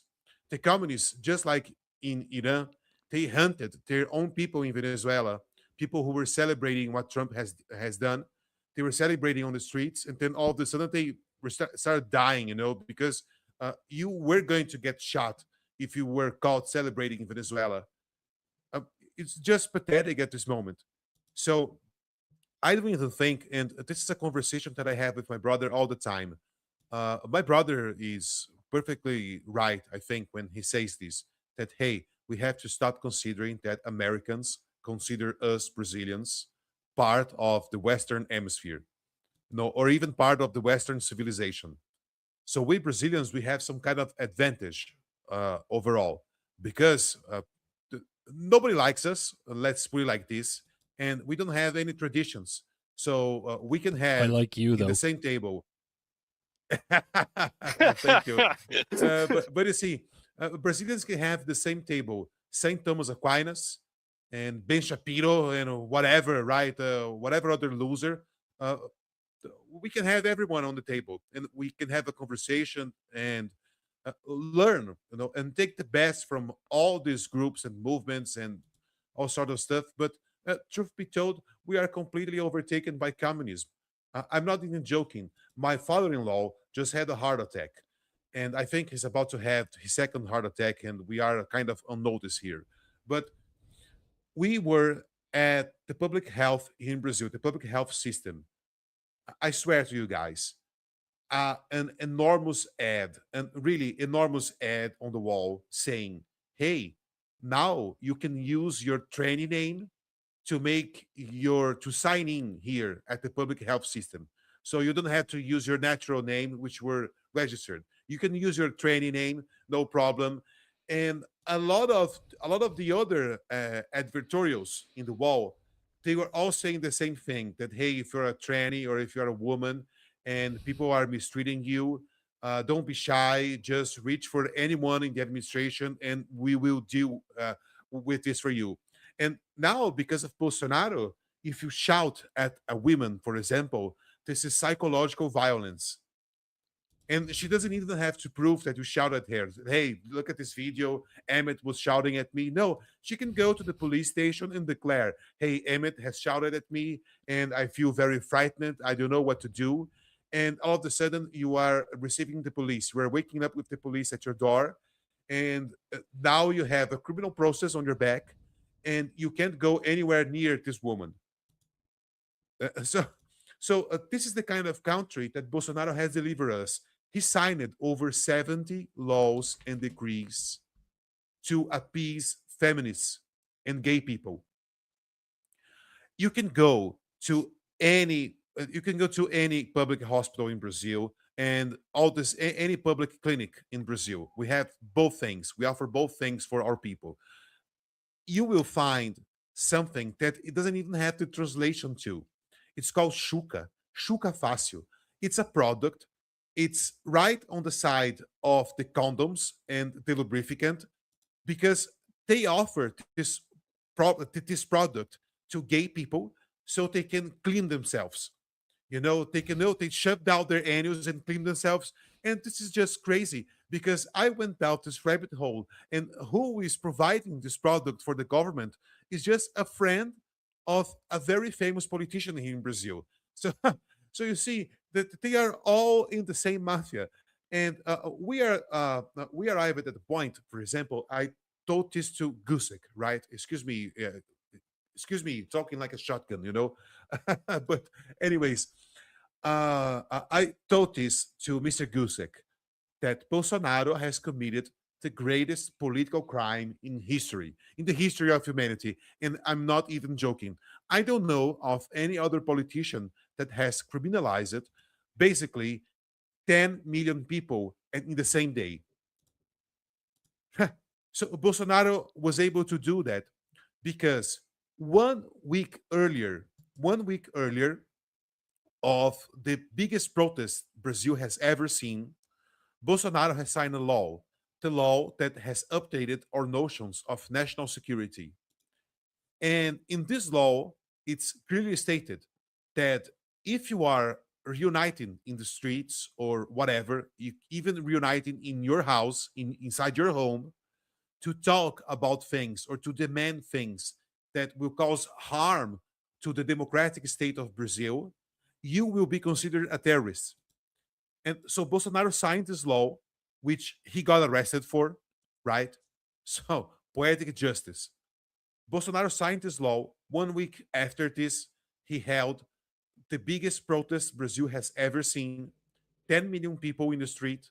We have, I don't know, 3 to 4 million people in Brasilia, 2 million people in Sao Paulo, 2 million people in Rio de Janeiro, 1 million people in Espírito Santo. So it was amazing. Like it was a very emotional day for those who participated. But what actually happened, everyone was saying, Bolsonaro, we authorize, go and do your job, arrest these criminals. And he was criminalizing everyone. And what the actual government, what Lula government is doing is that if you are a pain in the ass for us, we can go back up until 2021 to to this very day of 7th of September to see if you participated on this protest. Because if you participated, you are a terrorist. And Bolsonaro gave this law to these guys on a silver platter. This was a project of a guy called Hélio Bicudo. Hélio Bicudo is one of the founders of Lula's party. How the hell Bolsonaro, the so-called conservative, the Christian patriot, how the hell does he sign a law that updates our notions of national security, which is the same exact notion of the enemy, right? So this is just pathetic, right? And what Trump is doing, and so uh, I don't know if Trump were honest about his hunt against these narco terrorists. he would have to bomb Brazil. There's no escaping this. He needs to bomb Brazil because Brazil. I said this to Nyquist in 2024, on August of 2024. We had tested all the small fish, excuse me, all the small sharks that live near the biggest port in Latin America, which is Santos Harbor, right? So basically, all the products that come to Brazil or go out from Brazil, they go out from Santos Harbor. And they tested all the sharks for drugs, and all the sharks tested positive for cocaine. 100% of them tested positive for cocaine because the criminals, they are now going to the ships and they dive, they hire professional divers, and they stick the cocaine in the cask of the ship. And you know, it just leaks cocaine in the sea, and the small fish eats the cocaine, and the shark starts eating this fish, and they are all fucking high in the Brazilian Sea. Sure.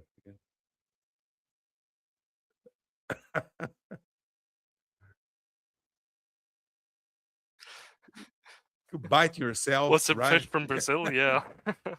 You bite your shoulders, right? Paranoid. Yeah.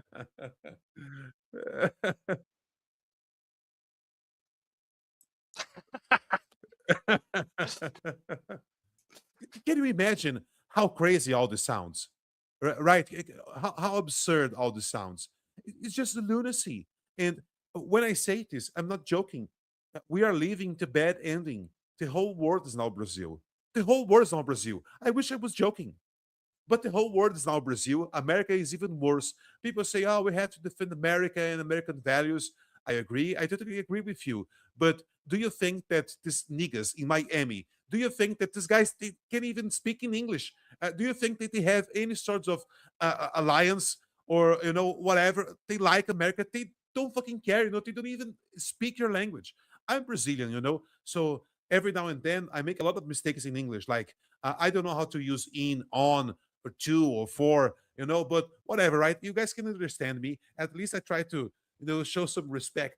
But truth be told, these guys, I know Brazilians in America that they are in America, I don't know, 30 years in America, and they don't even speak English. Oh, this is just so disrespectful. It's just so disrespectful. Or when you talk to a Brazilian, oh, I went to the United States. Oh, that's great. Which place have you visited? And the person says, oh, I went to Miami and I went shopping and then I went to New York. This is just, oh, it's just ridiculous. I would at least go to Louisiana, to see some witchcraft or whatever, to enter in some role play. I would go to Virginia and see where the founding fathers, used to chill, like people like to say nowadays. But anyways, this is just me. It's just like here in Brazil, the republic has erased all of our history. And I will say something to you which will sound scandalous and outrageous. America was founded by Amazonic revolution, and the fruits of Amazonic revolution is the communist revolution. So get ready. It's just like Brazil. Brazil, Brazil is not a country that was discovered or explored all of a sudden, but it was a mission that the Portuguese had received by the church, and they were here to basically catechize the world. So this was a divine mission. I see this as a Catholic. People can discuss this perspective, whatever. But in the other place, America had no legitimate authorities since the beginning. All the legitimacy of American authorities always came from the people. So it's just a natural course to communists to arrive, exactly like happened in Brazil.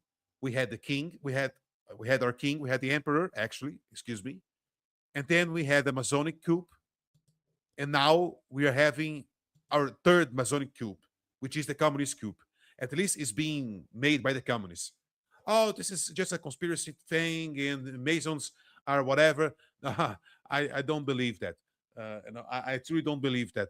Especially when we have in Brazil, we had a miracle, which is the miracle of Aparecida. And this miracle happened in the same year that Freemasonry was founded in England. That's a very it's a very interesting coincidence because I had to. There was a guy, a bishop here in Brazil, Dom Vital. Dom Vital warned the emperor. Emperor, the Masons, they are planning a coup d'état. Get ready. You have to prepare yourself. These guys, they are not joking. But Dom Vital was very naive. The emperor himself was a Mason. And 2 weeks later, Dom Vital was dead. He was stabbed in the street or something like that. So, what a tragedy, right? And when the coup d'etat happened in Brazil and the republic was um, basically born, things were downhill from there. Just pathetic. And now we have Lula and all these communists, and it's just very sad. Emmett, excuse me, I have to tell you this, bro. I was talking to you privately about this matter, but we are all poisoned. Brazil is one of the highest vaccinated countries on earth regarding the COVID vaccine. And there's a guy here on Twitter. He's called Veja o Centro. It's his name in Portuguese. And this guy compiles the data available on the public health system. And it's mind blowing. Some age ranges have have now multiplied by 8 their death rate. So it's just mind blowing, which are the kids and the elderly.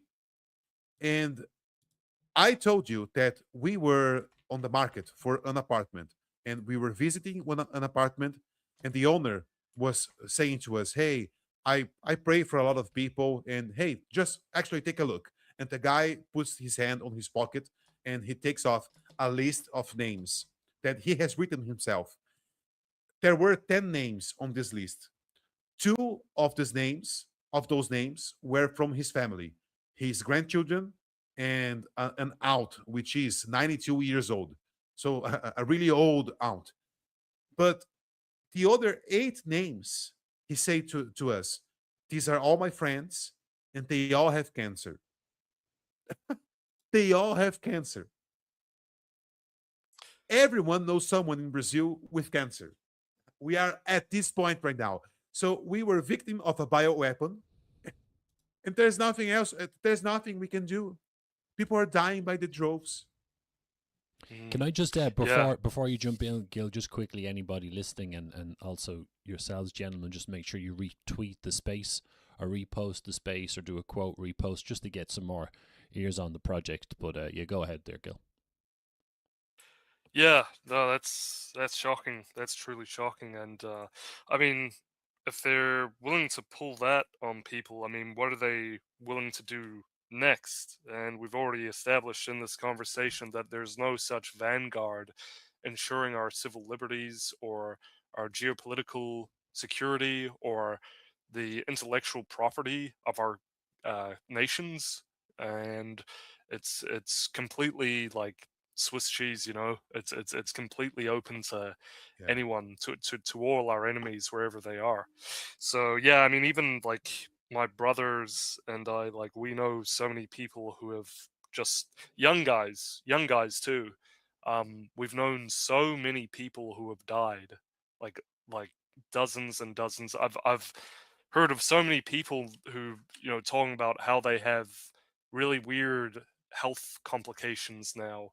um yeah, it's truly astonishing. So I checked that open VAERS again, and you know, man, that's that open VAERS, they stopped recording a while ago, but that was only at 1% recording, and you know, I think they stopped at January 2025. Of course, it's been a while since then. So yeah, truly shocking. So I mean, yeah, I mean, there is no protectorate, or there is no vanguard.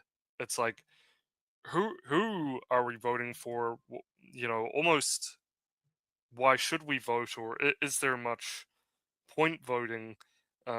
That's, I mean, I you have to let people evaluate that within their own countries, but yeah, the process of voting is not gonna, you know, that alone is not going to resolve our issues. We have to take an active part in reshaping our reality in terms of dealing with, mind and matter. We have to understand these, two basic concepts and become masterful at dealing with them. And actually, you can take inspiration, creative inspiration from our enemies. I mean, they didn't perhaps have much to begin with. I mean, a lot of these people were, minorities of various extractions, and they had their long walk through the institutions. And I mean, look where we are now. I mean, that's supposedly was turbocharged since the 60s, and it's only gotten worse and worse since then. So, and there has been no answer to any of that since then. So, as such, it makes it believable why we are where we are now, with all this craziness. Like Richard Weaver, I mean, talks about that there is these are not people who deal in reality, and that's why everything, as Victor was saying, looks so crazy and ridiculous, because we've completely um rejected any notion of we actually have to properly assess things and deal with them appropriately.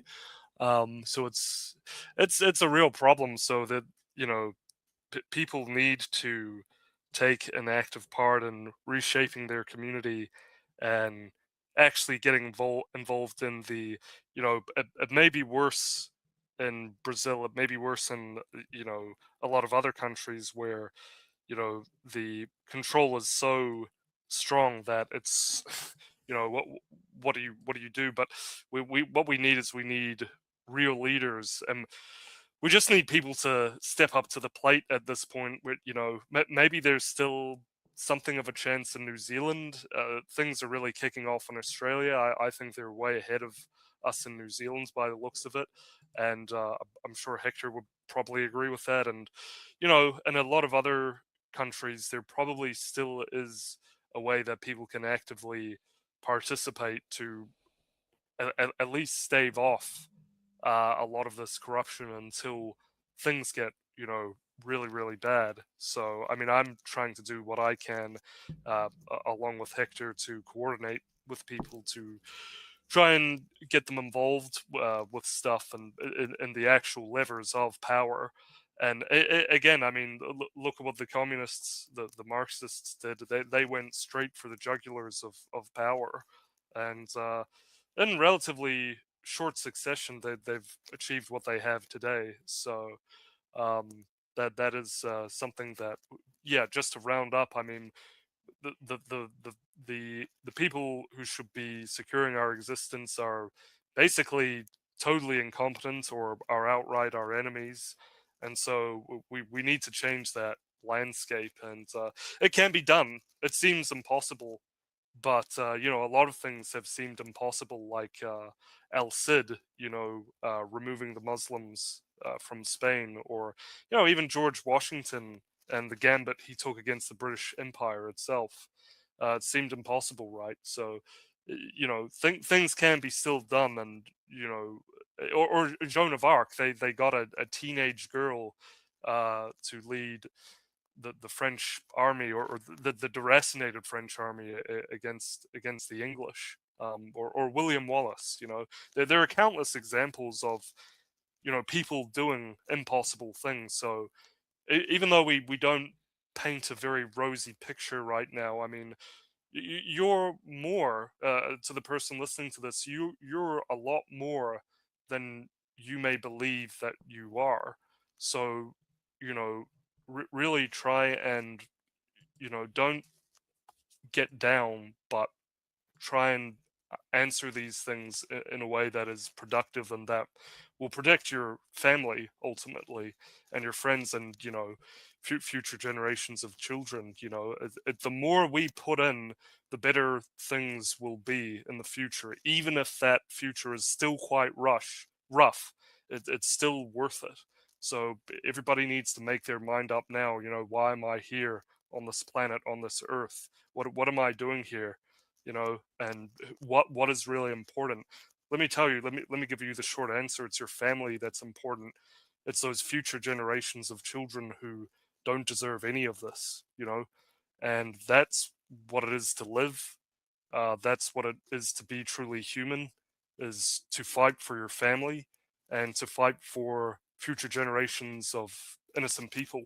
And that's what I'll say about that. So everybody make their mind up now, and think about what they're going to do, and just participate and talk to people, get active, make some friends. Yeah, try to, yeah, and try to encourage others too, but encourage them. They may not be there in terms of their thinking totally, but also try and encourage them down a practical route, to actually change the landscape of our reality of matter.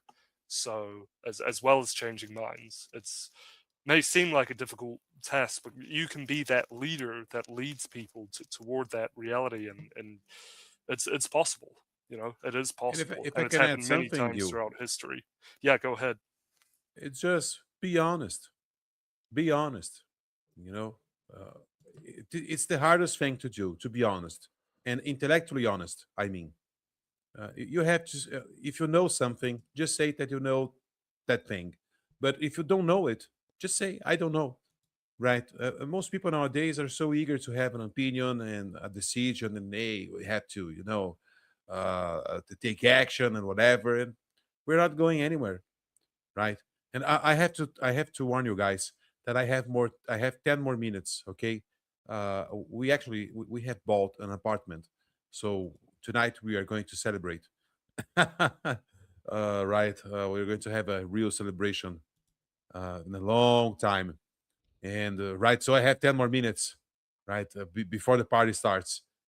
So Yeah, no, if no I can just worries. say something. Yes, uh, Thank you. And if I may say something about Brazil and what Bolsonaro did, I think my biggest frustration, at least, it's how he teased the people, right? I think this is the problem. Just like Trump, he's a teaser, right? I hate strip teasing.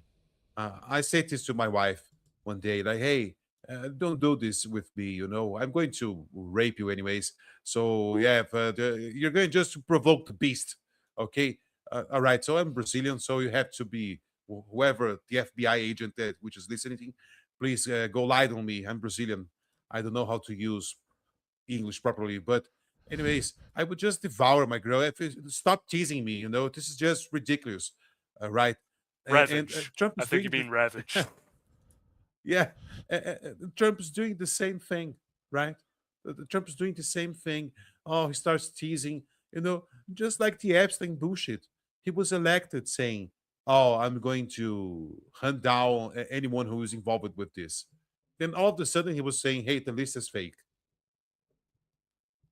Even Cash Patel, wow, I would pay, I don't know, trillions of dollars just to have a necromancer to pick Edgar Hoover from the dead and say, "Hey, Mr. Hoover, let's have a walk at the FBI headquarters.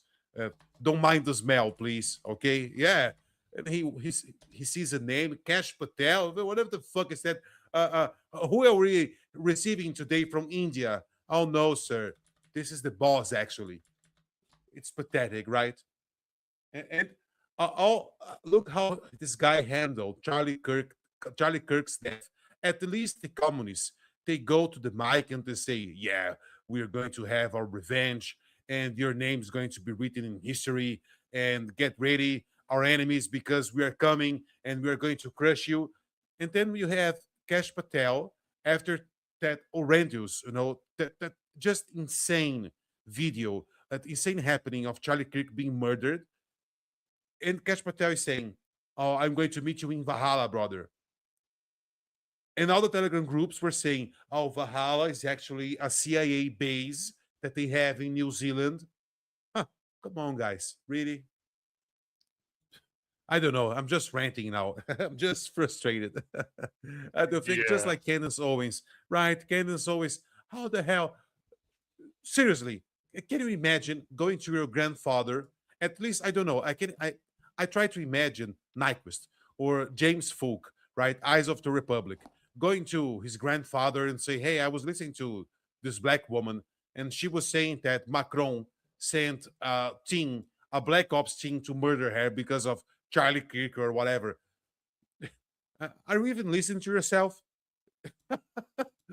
Oh, it's mind blowing. Yeah. You know, Victor, actually, to tie in something to say about points both of you made is that, and Gil brought up as well, there's so much stuff going on, you know, and there's a lot of different information flying around. And as we talked about, we can't control other people's reactions to this stuff. So if people, for example, they're not particularly knowledgeable or they're not particularly smart and they're easily deceived or whatever it is, we can't control that. So like as individuals, we can just control our own, you know, our own contributions and try to influence others and so on and so forth. Because for years, I used to get worried every day, you know, about the New World Order, about globalism, and was I doing enough to fight it? I'd be walking around all day worrying about it.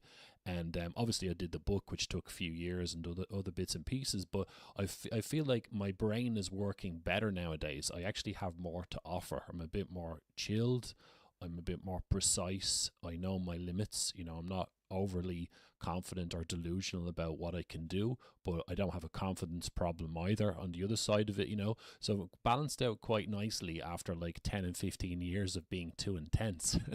So I don't know if that's useful to people. It's good to care and engage with what's happening, but at the same time, we shouldn't beat ourselves up over it. So in say, looking at the situation in Ireland, I'm looking at there's certain factors that affect every country's population. In Ireland, there's lots of people who want to fight globalism. They're kind of nationalists, but the movement is terrible at getting itself organized. It keeps fragmenting into different groups. And I think it's because of the, you know, the types of behaviors of the individuals involved and you know, they split into different groups. There's always drama and stuff like that.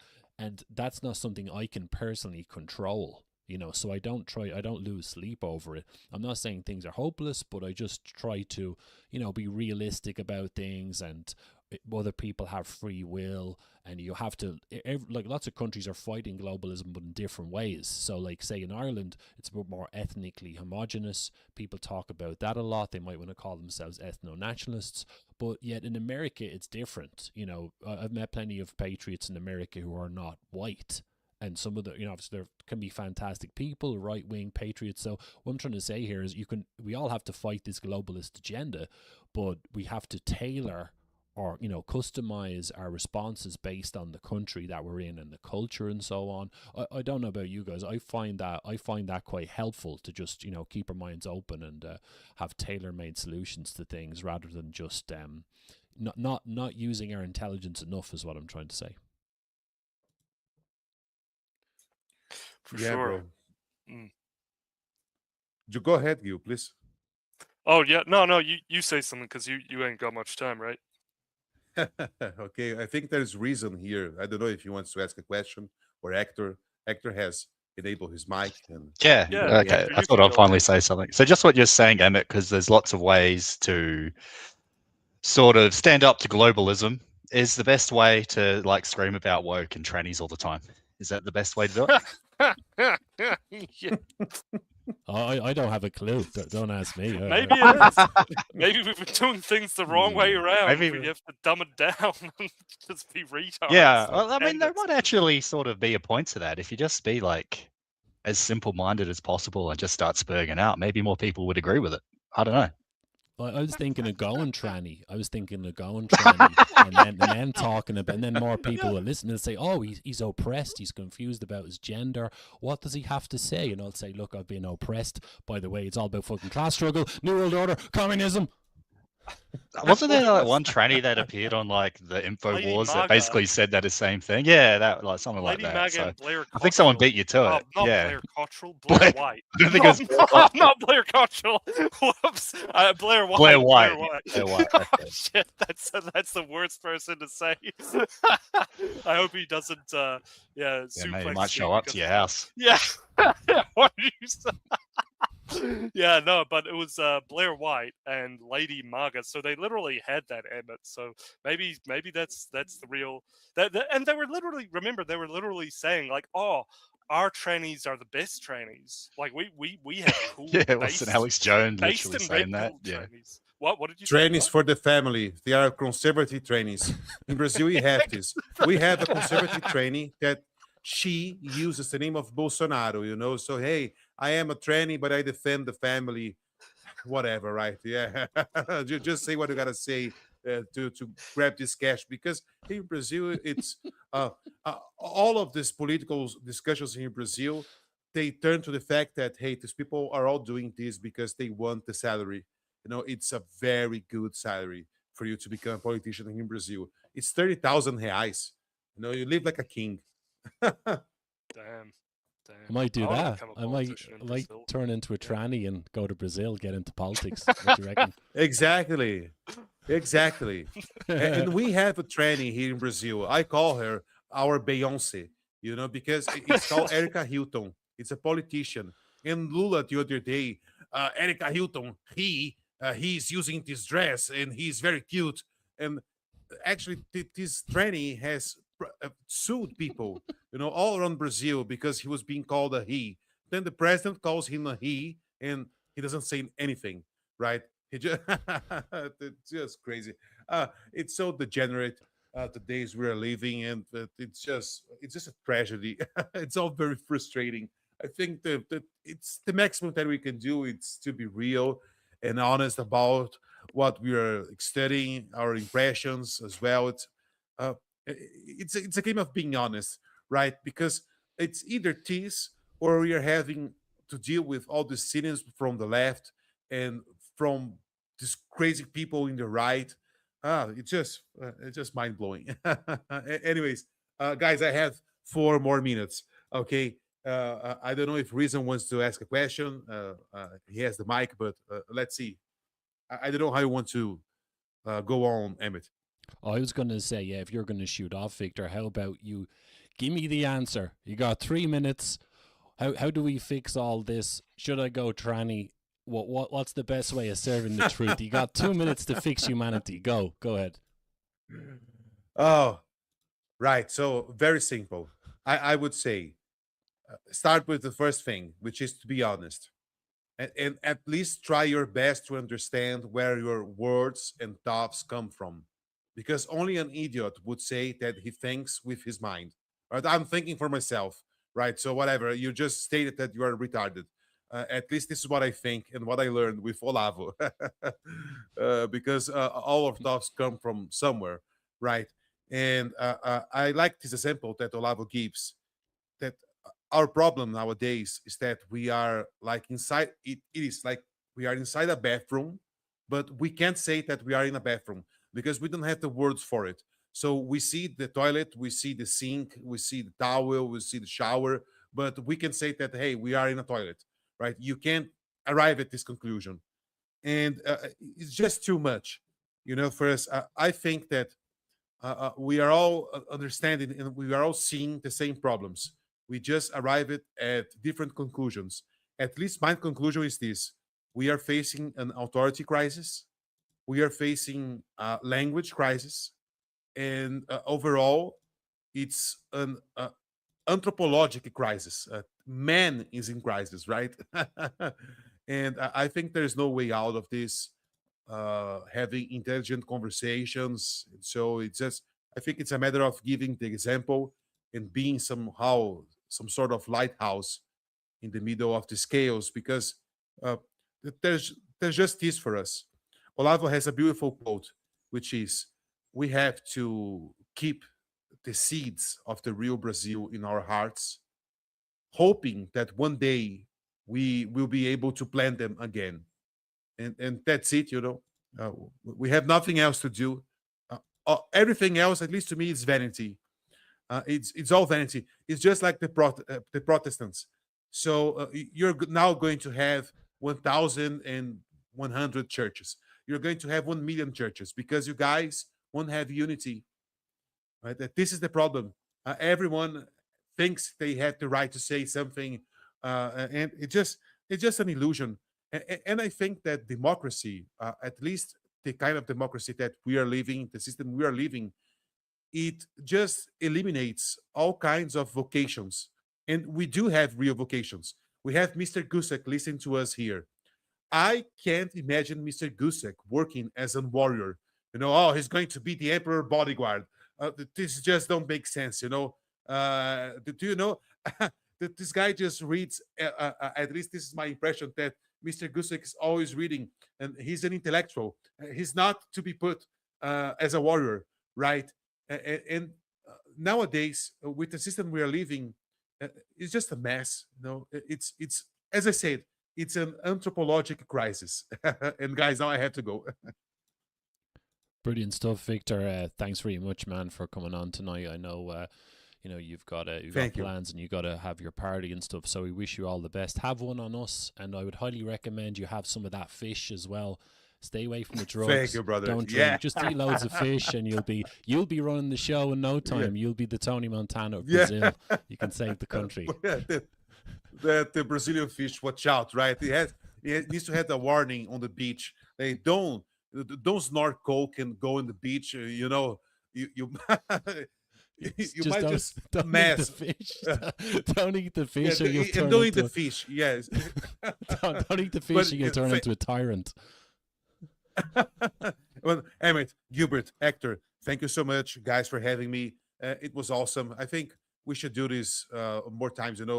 I think at least once more. Because this was awesome. It was very chill and a very casual conversation, and there's no one else doing this. Truth be told, all the other guys, they were looking for likes. And you have the left. The left is making speeches. Oh, you're going to save the worker, and we're going to give you more money, and blah blah blah. And the left ends their speeches with, "Hey, have you looked at what's happening? Oh, look what he said earlier today." Okay, now guys, please hit that like button and subscribe to my channel. Okay, whatever. It's these guys versus the tyrants versus the communists. Who's going to win, right? Anyways, thank you, guys. I really gotta go now before I get murdered. Okay. Love it, Victor. Guys, thank you. Talk to you soon, man. See you, man. See you soon. See you, mate. Talk to you later. Okay. See you, bro. Okay. Hector, do you want to jump in as well here, just to take over from Hector? And we've got Reason as well as looking to speak soon, but go ahead there. Yeah, I mean, well, if you're looking for solutions, I mean, really, you just sort of got to do like what you can at your sort of current ability. I mean, it seems like, sort of obvious. So you're not going to become like, let's be real, you're not going to become like the president of whatever country you're in and like fix everything. Like that's pretty much impossible. So, I mean, you just got to do what you can just on your local community, talk to people at work, talk to people at, church, maybe join a political party and help in that way and try, shape discourse in that way you can. I mean, you could be surprised, at least in New Zealand, because like I've mentioned before, people here are just like so lazy and silly that when you actually sort of put even just a little bit of effort in, you sort of end up surprised where you can end up. So it might be different country to country, but you just need to do like the minimal amount of effort. Put as much time aside as you can. Don't like completely spurg out and try save the white race or save your country or something like that. It's like, bro, it's not going to happen. Just do what you can. It's not that hard. Just do what you can. Don't be a spurg and be somewhat professional, normal, and people will listen. You'll be surprised. That's good stuff. And before you jump in, Gil, before you go to Reason in a second as well, that's good. I'll add that to my list. So I need to eat more fish, be a tranny, and be a spurg, and then get involved with things. Exactly. That's well, what you're talking about is the grassroots stuff is the way to go. And because when I express opinions on this stuff, people think I'm being negative or cynical. And when I'm criticizing how things are going and can we get organized better, people think I'm being negative or cynical, but I'm not. I'm just analyzing the performance of the opposition, or sorry, our resistance. The nationalist movements and so on. But sorry, Reason was waiting there. I just gave you a mic a while ago, but we just had to kind of say goodbye to Victor. But sorry, jump in there when you're ready. Oh, sorry, I was on the phone with my girlfriend, so I missed quite a lot of stuff. So that's my bad. But yeah, I totally agree with you, man. We've definitely got to get organized, and we've got to get our own. We need our own platforms somehow, some way. Our own internet infrastructure, and we've got to get away from stuff like X is great, but it's feeding Grok, and we know who runs Grok. and that's exactly what the whole thing is for. So I think stepping away from their ability to counter and control us and stuff like that would be a good move. I saw, I don't know if I have it screenshotted. Can y'all still hear me? Sure can. Okay, good. What was it called? I take so much copies of everything. It's called Up something or other. I saw it this morning. So Oh, some Upscroll. guy, he's a Upscroll? Palestinian. Is that it? That's The, it. the, the Yeah. new TikTok, right? Upscroll. Yeah. Yeah. Yeah. I Sure. think it's a Palestinian guy made it. So that might be a move for us to move over to there and at least test it out, unless somebody has better information on that. Cool. Thanks, Reason. Yeah, your audio is fine. A little bit crackly, but it's good. We can hear you, no problem. Okay. Also, as well, I've got Nevin actually just came up there because I heard Evan speak on a space with Victor the other day. He's very, very knowledgeable about communism. Sure, he has plenty to add. So I'm guessing it's good afternoon to you, Nevin. Welcome to the show. Oh yeah, can you guys hear? Oh, okay, I guess you guys can hear me now. Yeah, good afternoon. I was just having a podcast actually with another guest actually, so I just got off and now I wanted to tune into you guys. Now, first of all, I'm a meat eater. I love fish, but you got to have the meat, and the Brazilians are very good. If you guys have ever tried Brazilian churrasco or been to a restaurant, if you come to here in the United States, it's absolutely delicious. That's first off. Secondly, I totally agree with coming up with your platform. Now, for those of you who are not familiar with my ideas, I'm kind of an unusual anti communist. I'm a radical civic nationalist. I used to be a typical American conservative, but I've evolved, I think, in part because of scholarship and reading and research, but also listening to people's lived experiences and on the ground experience, the reality versus ideology and prejudices. So that puts me in a kind of a unique category. With that stated, I think what's important, and it all depends on everyone's work hours, family commitments, et cetera, is creating an in real life group to educate people.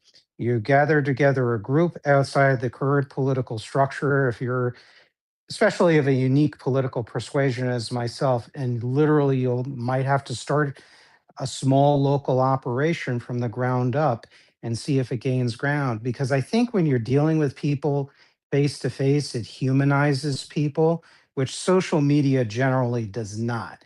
I think sometimes people come across very badly on social media. They miscommunicate ideas. They want these quick bullet points that may or may not drive home a particular point.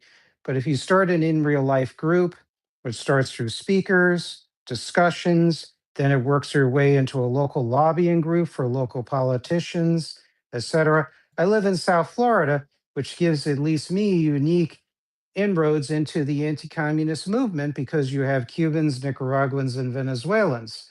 And you also have people that are afflicted also by, what is termed, and I know it's a loaded phrase, but it's a trickle down or neoliberal economic policies, of which I'm against too, as well. Which, if you want to ask me questions why, I'm more than happy to discuss it or hold my own space on that. But that's what I'd like to do because it's just the most effective way of doing this and getting things done, in addition to having podcasts and X spaces. So if you want to ask any questions about or ask for any input from me, that's fine. You know, Nevin, I got to add something there as well. You raised a great point about educating people in real life, and we were talking earlier about how the international revolutionary movement has is quite powerful. People don't really know that it's there, and so on. One of the ways they built their strength was by doing exactly what you're talking about. You know, the Fabian Society, established in 1884, did exactly that. They got involved with community groups. They set up their own groups. They even set up the London School of Economics, the New Statesman magazine, the British Labour Party. But there was a lot of grassroots stuff as well, talking to people. You know, it's a very powerful thing, and I think that when you look at the international movement, the right-wing nationalistic movement across the world, it's nowhere near as impactful as the left, arguably, because of the stuff they've done in the past, Oh yeah, absolutely. I mean, yeah, and there's so much information out there. One of the biggest battles that we all have that we have in common is the notion that the Cold War never ended. And I used to believe that until I started to read it when I was in undergraduate school. I went to the State University of New York at Albany. I went to got my history and political science degree, and I read Anatoly Golitsyn's New Lies for Old through interlibrary loan, and I didn't believe it at first. I thought it was I remember very clearly. I said, "Look, it's a very well written book. He makes his case very well, but I need corroborating information." And I came across the works of WorldNet Daily and Newsmax of Jeff Nyquist. And I thought he was convincing on that. But I needed more. So I was going to library school where that's my second graduate degree I got in library and information science.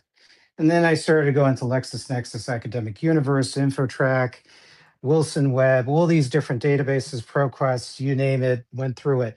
And I started to just totally geek and nerd out and do the research and everything else. And then I started to see the European, the Asian, the American press, conservative publications, etc.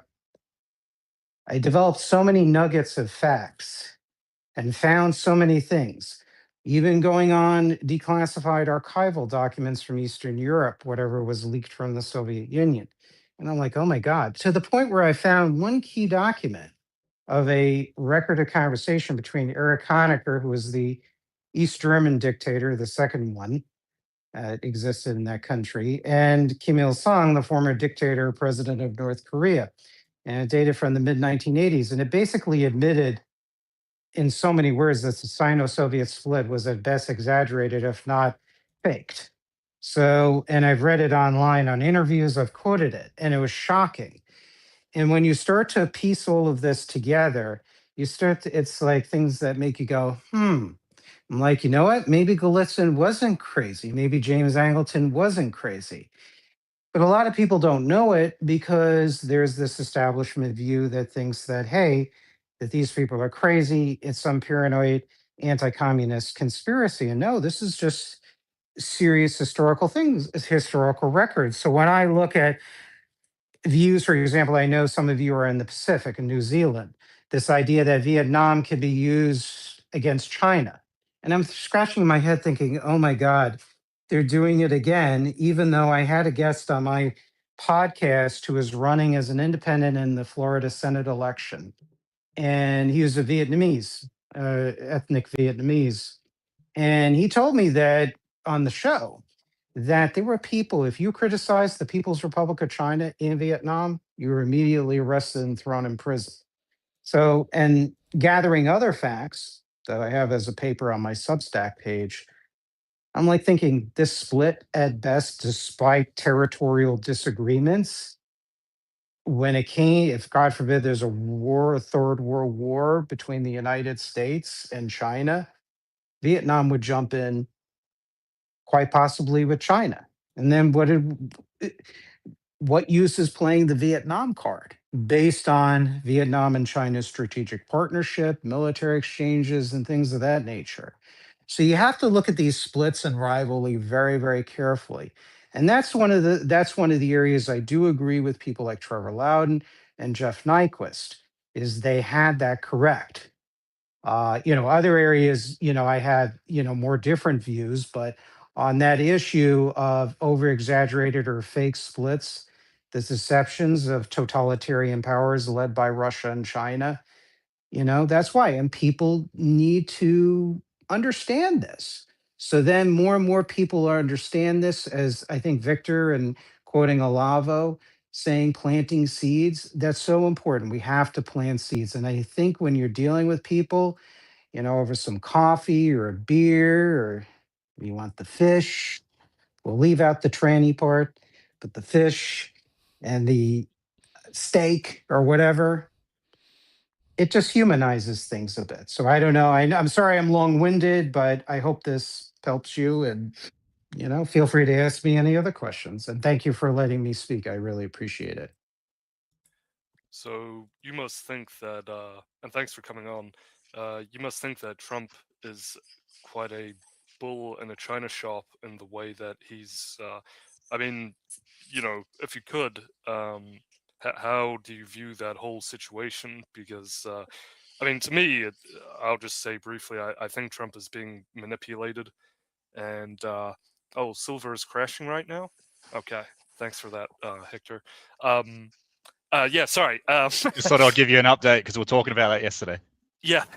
Oh gosh. Okay. Maybe you can.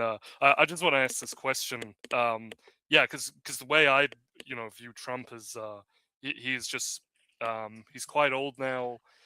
He never really read as much as a leader should. I think a leader should read. A strong leader, a good leader, should ideally read as much as Nevin Gussack or Jeff Nyquist. I think that should be, or at least around about that standard. But yeah, the way I view it is he's being manipulated. He really doesn't understand what's going on, and quite possibly the people informing him, perhaps they're outright agents, but maybe they don't completely understand what's going on either. So could you give us your read on the situation, Evan? I'm just interested. Yeah, no, I appreciate the question. It will require a very long answer because it's not a simple situation. Look, I was MAGA Trump supporter big to a degree in 2015, 2016, to the point where I was very public about that.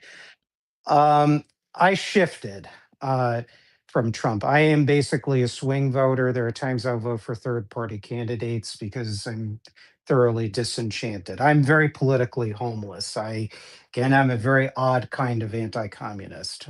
With that stated, how Trump too is handling the relations with Russia, China, and its allies are highly inconsistent. Um, and that's typical of virtually every administration in this country as long as I was alive. And I'm born in 1974, Gen X. With Trump, similar situations from the first administration. There's a really good book by one of his trade advisors, Peter Navarro. I'm just walking around in my room because I'm doing some stuff. I think it's in Trump time. Let me just bear with me. Nevin, are you Uh, walking around eating fish by any chance? Tranny fish? no, no, no. I had nope, nope, nope. Steak. Got to have my steak. Sure. Yes, I am. I'm not a vegan, but yeah, this is a book called "In Trump Time: A Journal of America's Plague Year" by Peter Navarro. Um, and yeah, I think that's the book I'm referring to. He's written several, and he talks about how during COVID he fought a battle with the Freedom Caucus, ultra free market, globalist, Wall Street advisors and people on decoupling from China. And what I'm going to say is very controversial. You need to have several things. You need to have, yes, peace through strength, obviously. We also have to have something called strategic humility and strategic empathy, and also structural populism. These are some terms that I came up with recently.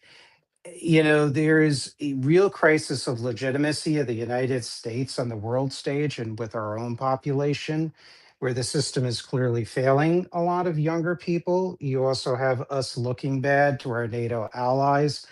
I was just talking about it with a guest actually on my program. And what we need to do, in my opinion, is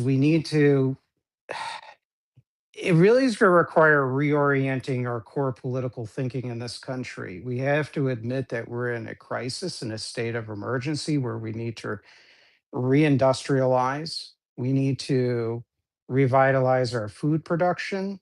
We need to address the crisis of legitimacy of capitalism with our people here in our country.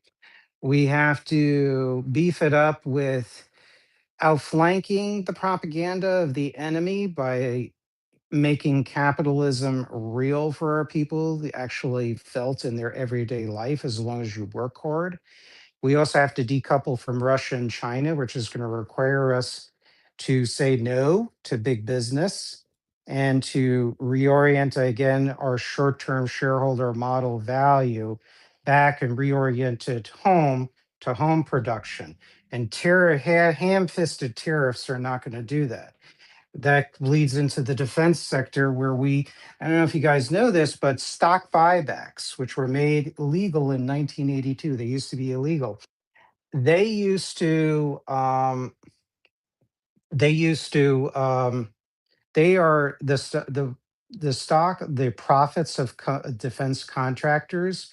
Most of the profits, even as late as 2023, that are generated by defense companies like Raytheon and Lockheed Martin and others, most of that profits are recycled into stock buybacks. Literally, companies buying back their own stock, which apparently boosts the price of their stock artificially. So they're not putting that money into the production of new weapons and new R&D. That's a problem. So we have to deal with the economic core. We also have to become less ideological and not view government as always the problem or as always the answer or as never the answer. Yeah, you have to reorient our thinking of who government works for, what is its purpose, and let go of the dogmatism. Then we have to use the bully pulpit. And we have to, if I were president, I would instruct the appropriate cabinet secretaries as well as myself, frankly, on a weekly basis, go on TV and have press conferences saying, look, we don't want nuclear war, we're not all this or anything else, but here's the nature of our enemy. This is actually what's going on, and speak before the American public and lay out what the defectors say, what their documents say. I'm saying, look, we're not trying to go to war with people, but we have to arm our population intellectually and tell them exactly what's going on. The Trump administration has done a horrible job in defending tariffs, in defending ICE actions. They have done a horrible job in establishing institutional legitimacy. And, you know, he has kernels of truth, like holding NATO accountable. I mean, NATO countries, they've done I don't want to say a horrible job, but they've done a poor job in the sense that, yes, they back Ukraine, they provide weapons and whatnot, Germany in particular, military advisors, which are critical. But they're also engaging in exports of technology and still importing fuel, gas from Russia. And that's something that has been behavior since the darkest days of the Cold War. There's been that inconsistency, but it has to be done in such a way that you're not acting like a jerk. Frankly, you're not calling the prime minister of Canada the governor of Canada. You're not going to say, I want Denmark and this and that and everything else, and just acting in a way, in a colonialist sounding language where our enemies are always constantly watching.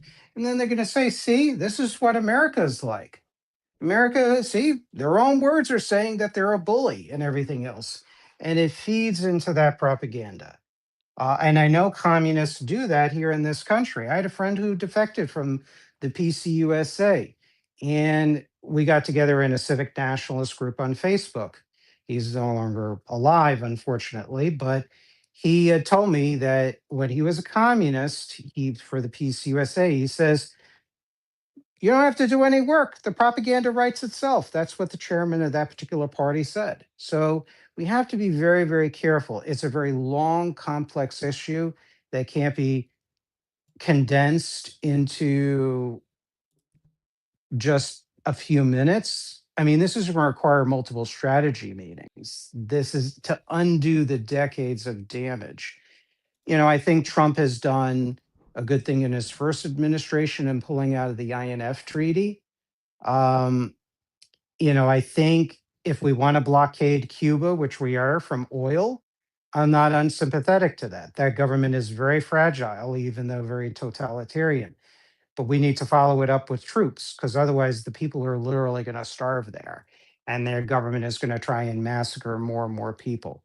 So you will have a humanitarian crisis, and then we have a responsibility to free those people, especially if you have the situation in 1994 all over again when you have the Malacanazo, which was massive riots, people chanting in the streets, fists in the air. There are videos of it you can see online, smuggled video footage of people chanting in the street Libertad, and you had truckloads of the rapid response brigades and state security suppressing them. If that happens again, we have and I'm generally not huge on troop intervention, very loosely, we need to go in and do the job. And I think also we have to take a look at ways of also pressuring Iran and Venezuela. Look, I have no love lost for Maduro. I'm glad he's arrested and whatnot. He's probably getting better treatment in American jail than he meted out. His government meted out to hundreds, thousands of Venezuelans that are imprisoned in his jails. Um, but yeah, I hope that the Iranian and the Venezuelan regime finally collapses. And, I think with Venezuela, I think we should work with other opposition groups. I'm not a huge Machado fan, but I think we need to work with more Christian democratic, labor and business oriented groups, social Christian groups. I like Juan Guaido better, programmatically at least. Um, but yeah, we need to do that. And we have to make sure that we have actual credible civil opposition groups, a sort of government in exile waiting with infrastructure on the ground to take over these countries, because we don't want them to collapse into civil war either. So a lot of these things take care, a lot of care to develop. But yeah, I think we need to strengthen the home front first. I think we need to re-strengthen our institutional legitimacy. I think we need to build up our defense forces further. At least I speak from the American point of view, and at least Trump is, at least in his national defense strategy, has indicated that very strongly. And, at the same time, we also need to decouple from China, and we need to stop the exports to Russia because there are still American companies. I've seen news stories on X, and X is a great repository for news sources and journals, magazines, and other publications. And we need to start doing that. And we need to start holding people accountable and start punching upwards. And if you're exporting to Russia or China or to Cuba or to Iran, you go to prison for violating the law, you know? And that's the thing. Americans are kind of funny about punching upwards to really holding people in power with structural and institutional power uh, accountable, but that's something that needs to be done. And that's going to require our political system it, be acting independent and being independent to able to mete out that kind of punishment and accountability. So there's a lot of issues. I think, the Trump administration, I think, Stu Smith, if you follow him on X, I recommend everybody does. He points out whatever your positions are on ICE and how they handle themselves or not handle themselves. There is definitely a DSA, PSL, and CPUSA presence in these demonstrations, riots, violence, and whatnot. That needs to be communicated clearly too.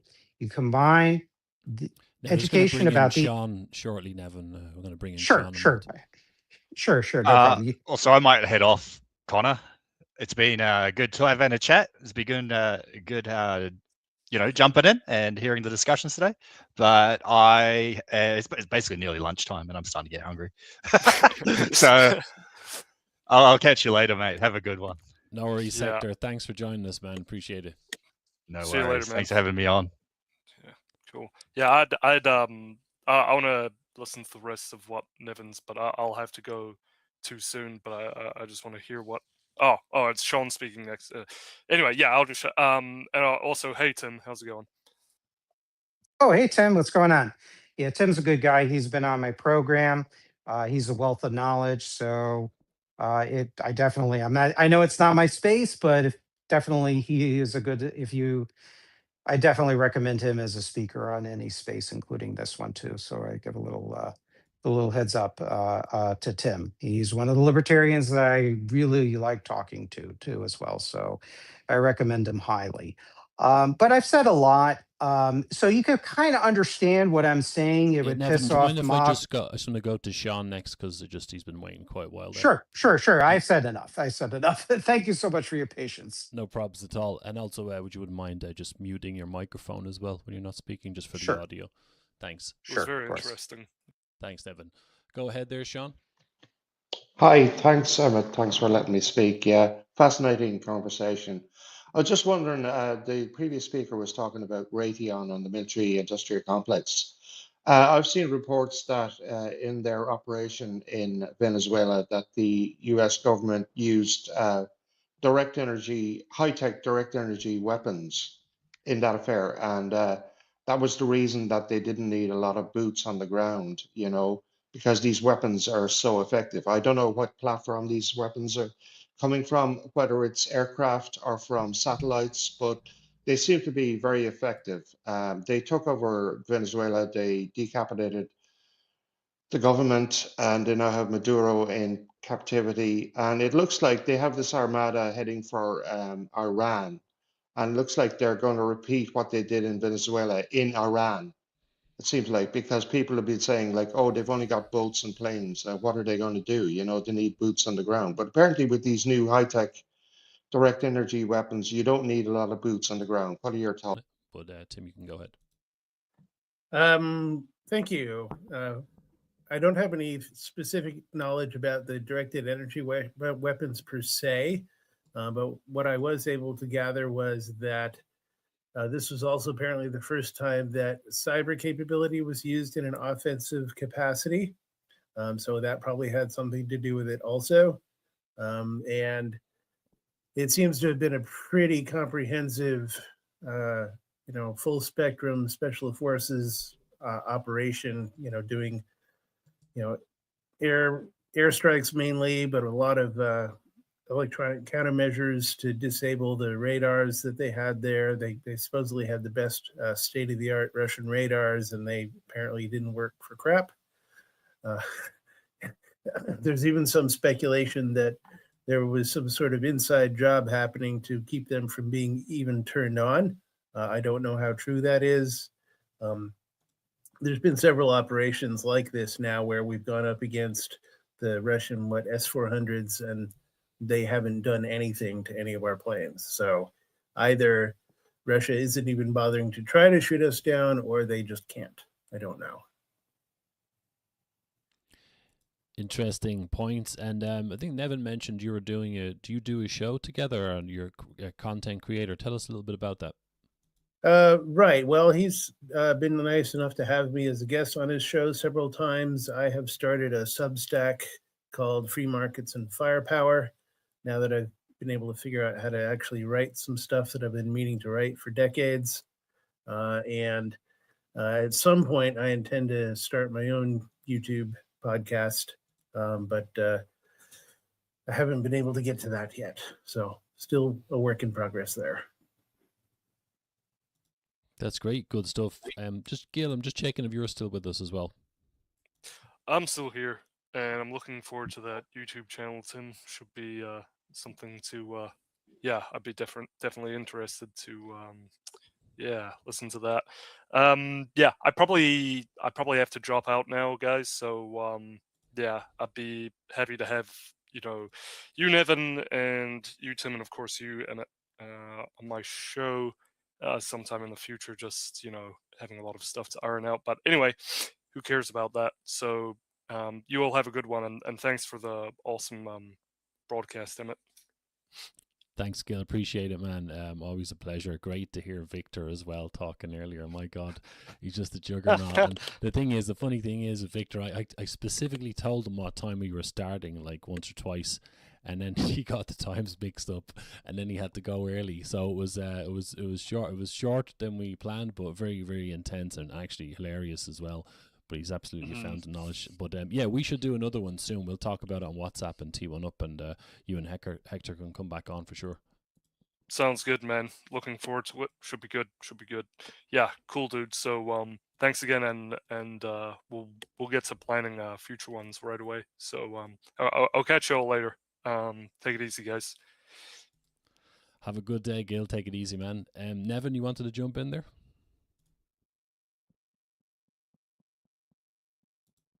Nevin, I can see your hand up. I'm just hoping that you're still mic'd up. I think you dropped down, then I invited you to come back up, and I can see your hand is up. But just try and jump in if you can.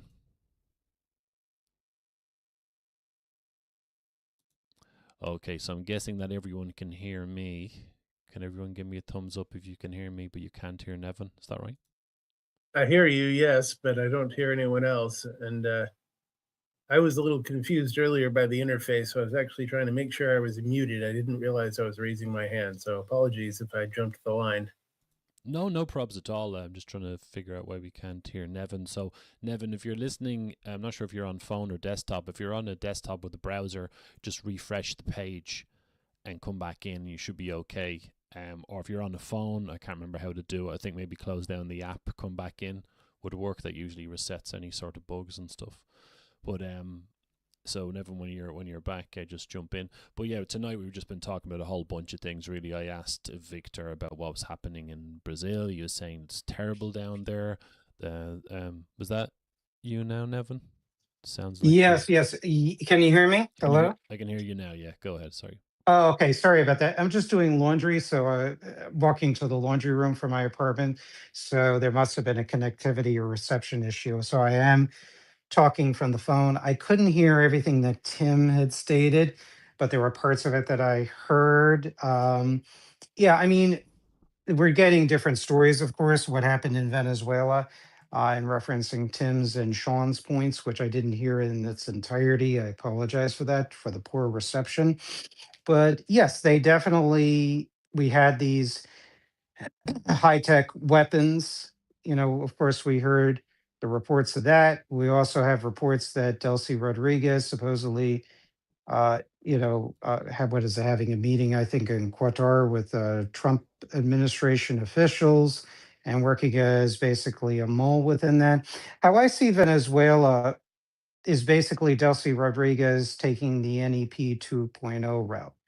Even in her speech to the National Assembly, she insists that she's going to keep her alliances with Russia, China, Iran, Cuba, whatnot. That could be for playing politics with the PSUV, the ruling PSUV party, to keep her in its quote unquote anti imperialist credibility. It could be. But I see, again, this is my deep suspicion of communist leaders. I see this as the Treaty of Brest-Litovsk 1918 all over again. She sees that she is completely outgunned and outmanned against the United States versus Venezuela, while Russia, China are giving diplomatic condemnations. They are not taking the risk of sending massive amounts of troops or a one clenched fist attack against the United States on behalf of Venezuela because they see that they need to re-strengthen themselves. And my theory is that Venezuela sees the handwriting on the wall. They need to revitalize their economy. The regime needs to survive. And in some ways, for the time being, the United States is throwing them a lifeline in some ways.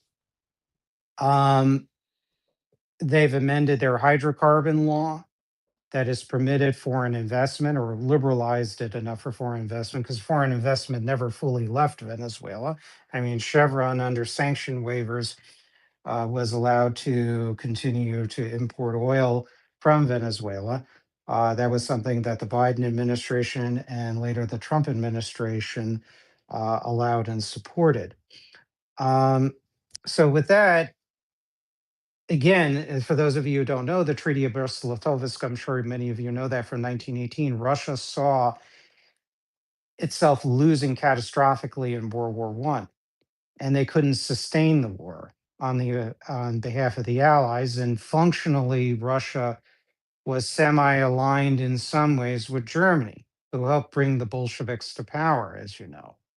So they signed that treaty as even though Lenin and Trotsky considered it noxious and horrible and everything else, they thought it was a strategic necessity.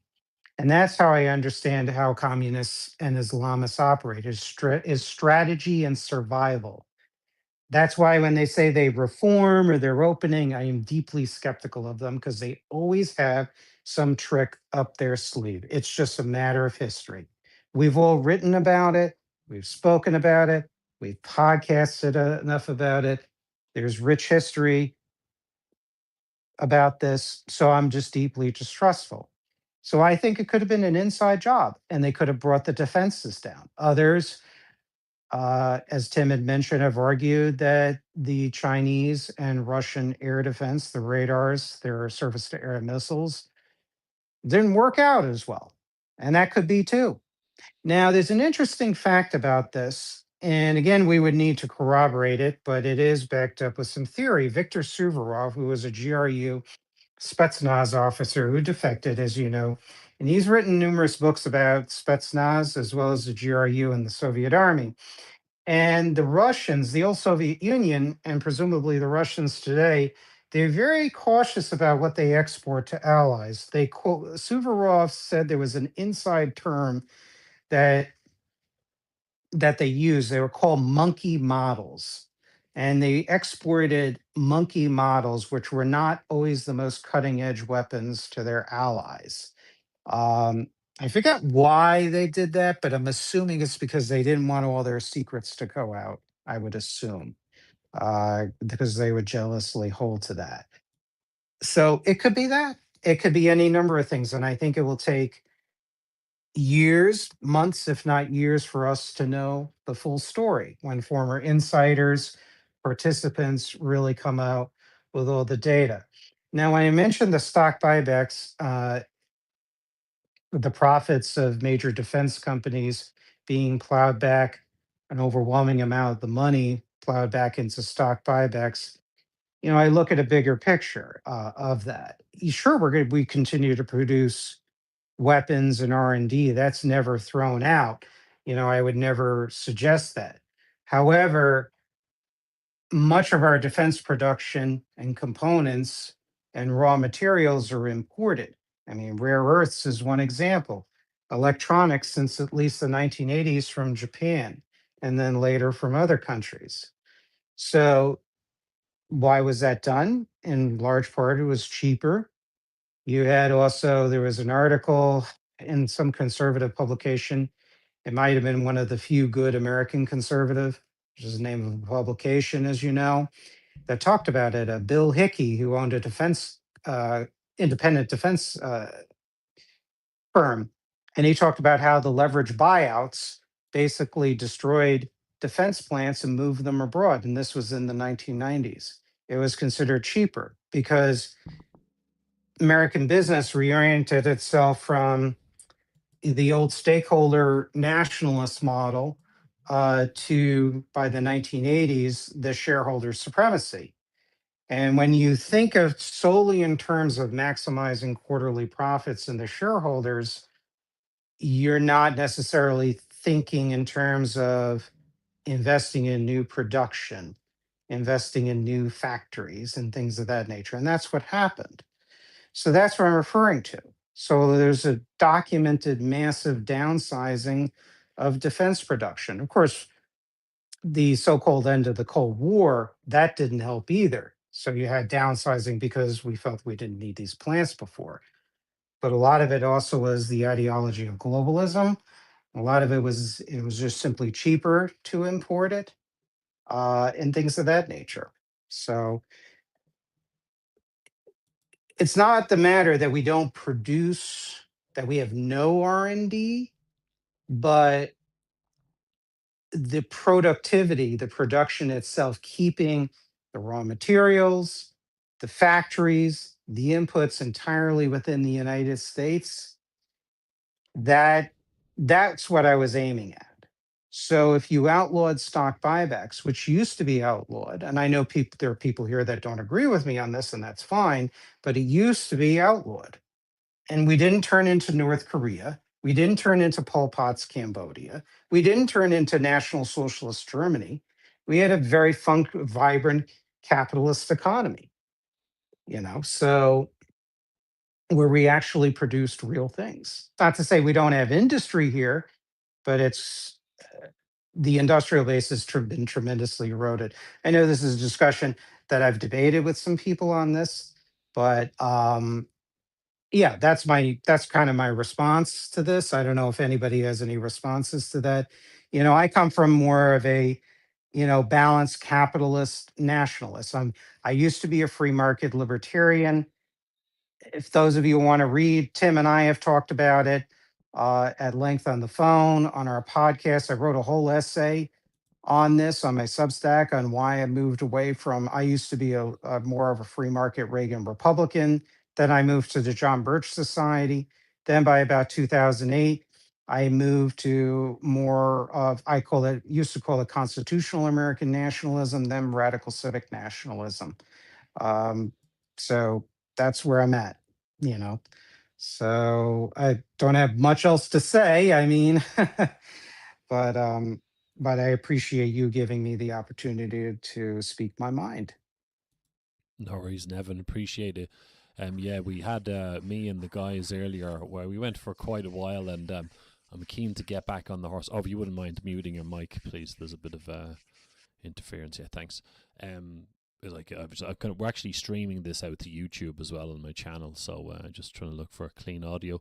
But yeah, it was a really good discussion this evening. We talked about a lot of different things. It's a pity you didn't catch the earlier part, and then Victor kind of went off on these different rants. So I was trying to just keep his feet on the ground a little bit. But it was a really good discussion. We're planning on doing more of these, so I'll definitely keep yourself and Tim in mind, going forward for sure. I was planning on packing up around 10 o'clock. Is there anything else you guys wanted to kind of talk about? Any other new topics or anything?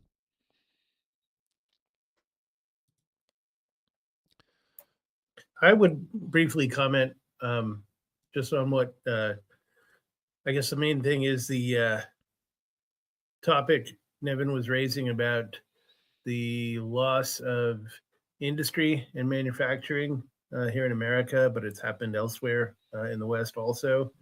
I've been digging into this a lot, and I think one of the major factors underlying all of it has been the inflation that has been happening since the late 1960s. And I think that really is the fundamental root cause that has to be addressed. I'm not sure exactly what I think the ultimate, ideal policy solution is there, but to me, the diagnosis is pretty clear. As long as we keep, spending more dollars and other currencies than we actually have, we're going to keep seeing this sort of problem happening. There's a race to the bottom for production costs, and labor is the biggest production cost in the West. And so that's just been chasing dollars everywhere outside of the West for cheaper and cheaper labor ever since then. So I think that is a major topic that could probably deserve its own whole, session just to discuss it all by itself.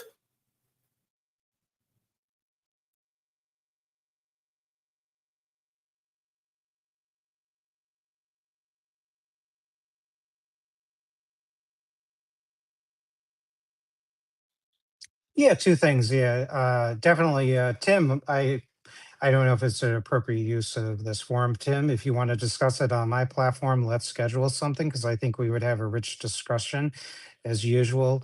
Yeah, I just wanted to add because I like to get gems, so it's our weekly reminder of how evil and dangerous communist leaders can. So I just want to kind of read a quote here because I just like to gain. I'm kind of like a squirrel gathering chestnuts. And so this will be in one of my Substack essays. Um, I'm sure everyone's familiar with Haz al-Din, one of the leaders of the American Communist Party. And so he's posted on X, Ben Shapiro telling Americans who can't afford to live here that they should leave is why you should embrace Stalinism. Under a proletarian dictatorship, he would be sent to do hard labor in Alaska for such insulting words to the American working class.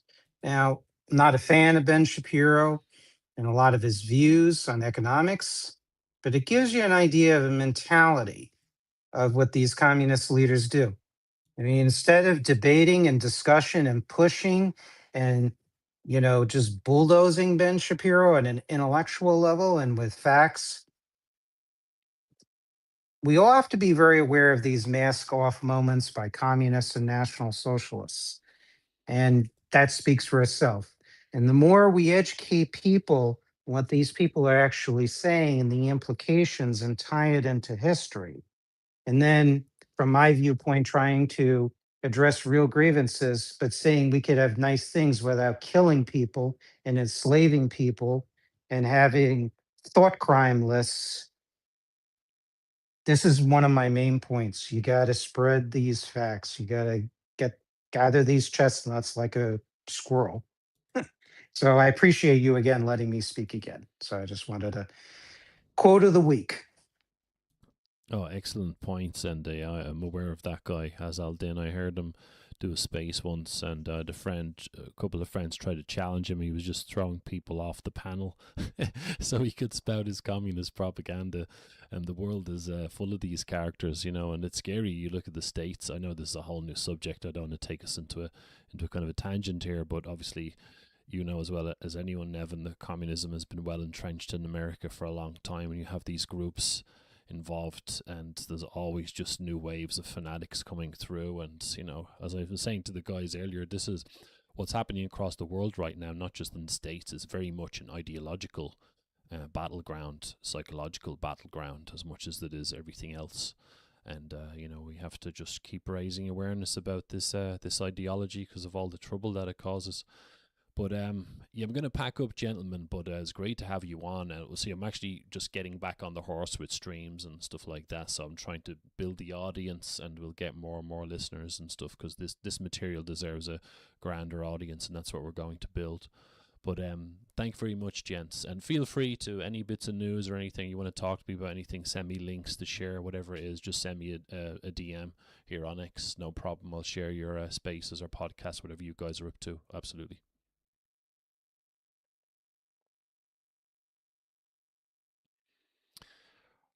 Right, so I will close up, gents. Thank you very much for your time. Thanks for joining us, anyone listening back, and just keep an eye on the YouTube channel and my profile for any upcoming spaces or podcasts. I have the Nyquist interview was done yesterday. I'm putting up clips of that shortly. I've another few interviews on the way, so keep an eye on my feed for any future updates. Thank you very much, and good night, good afternoon.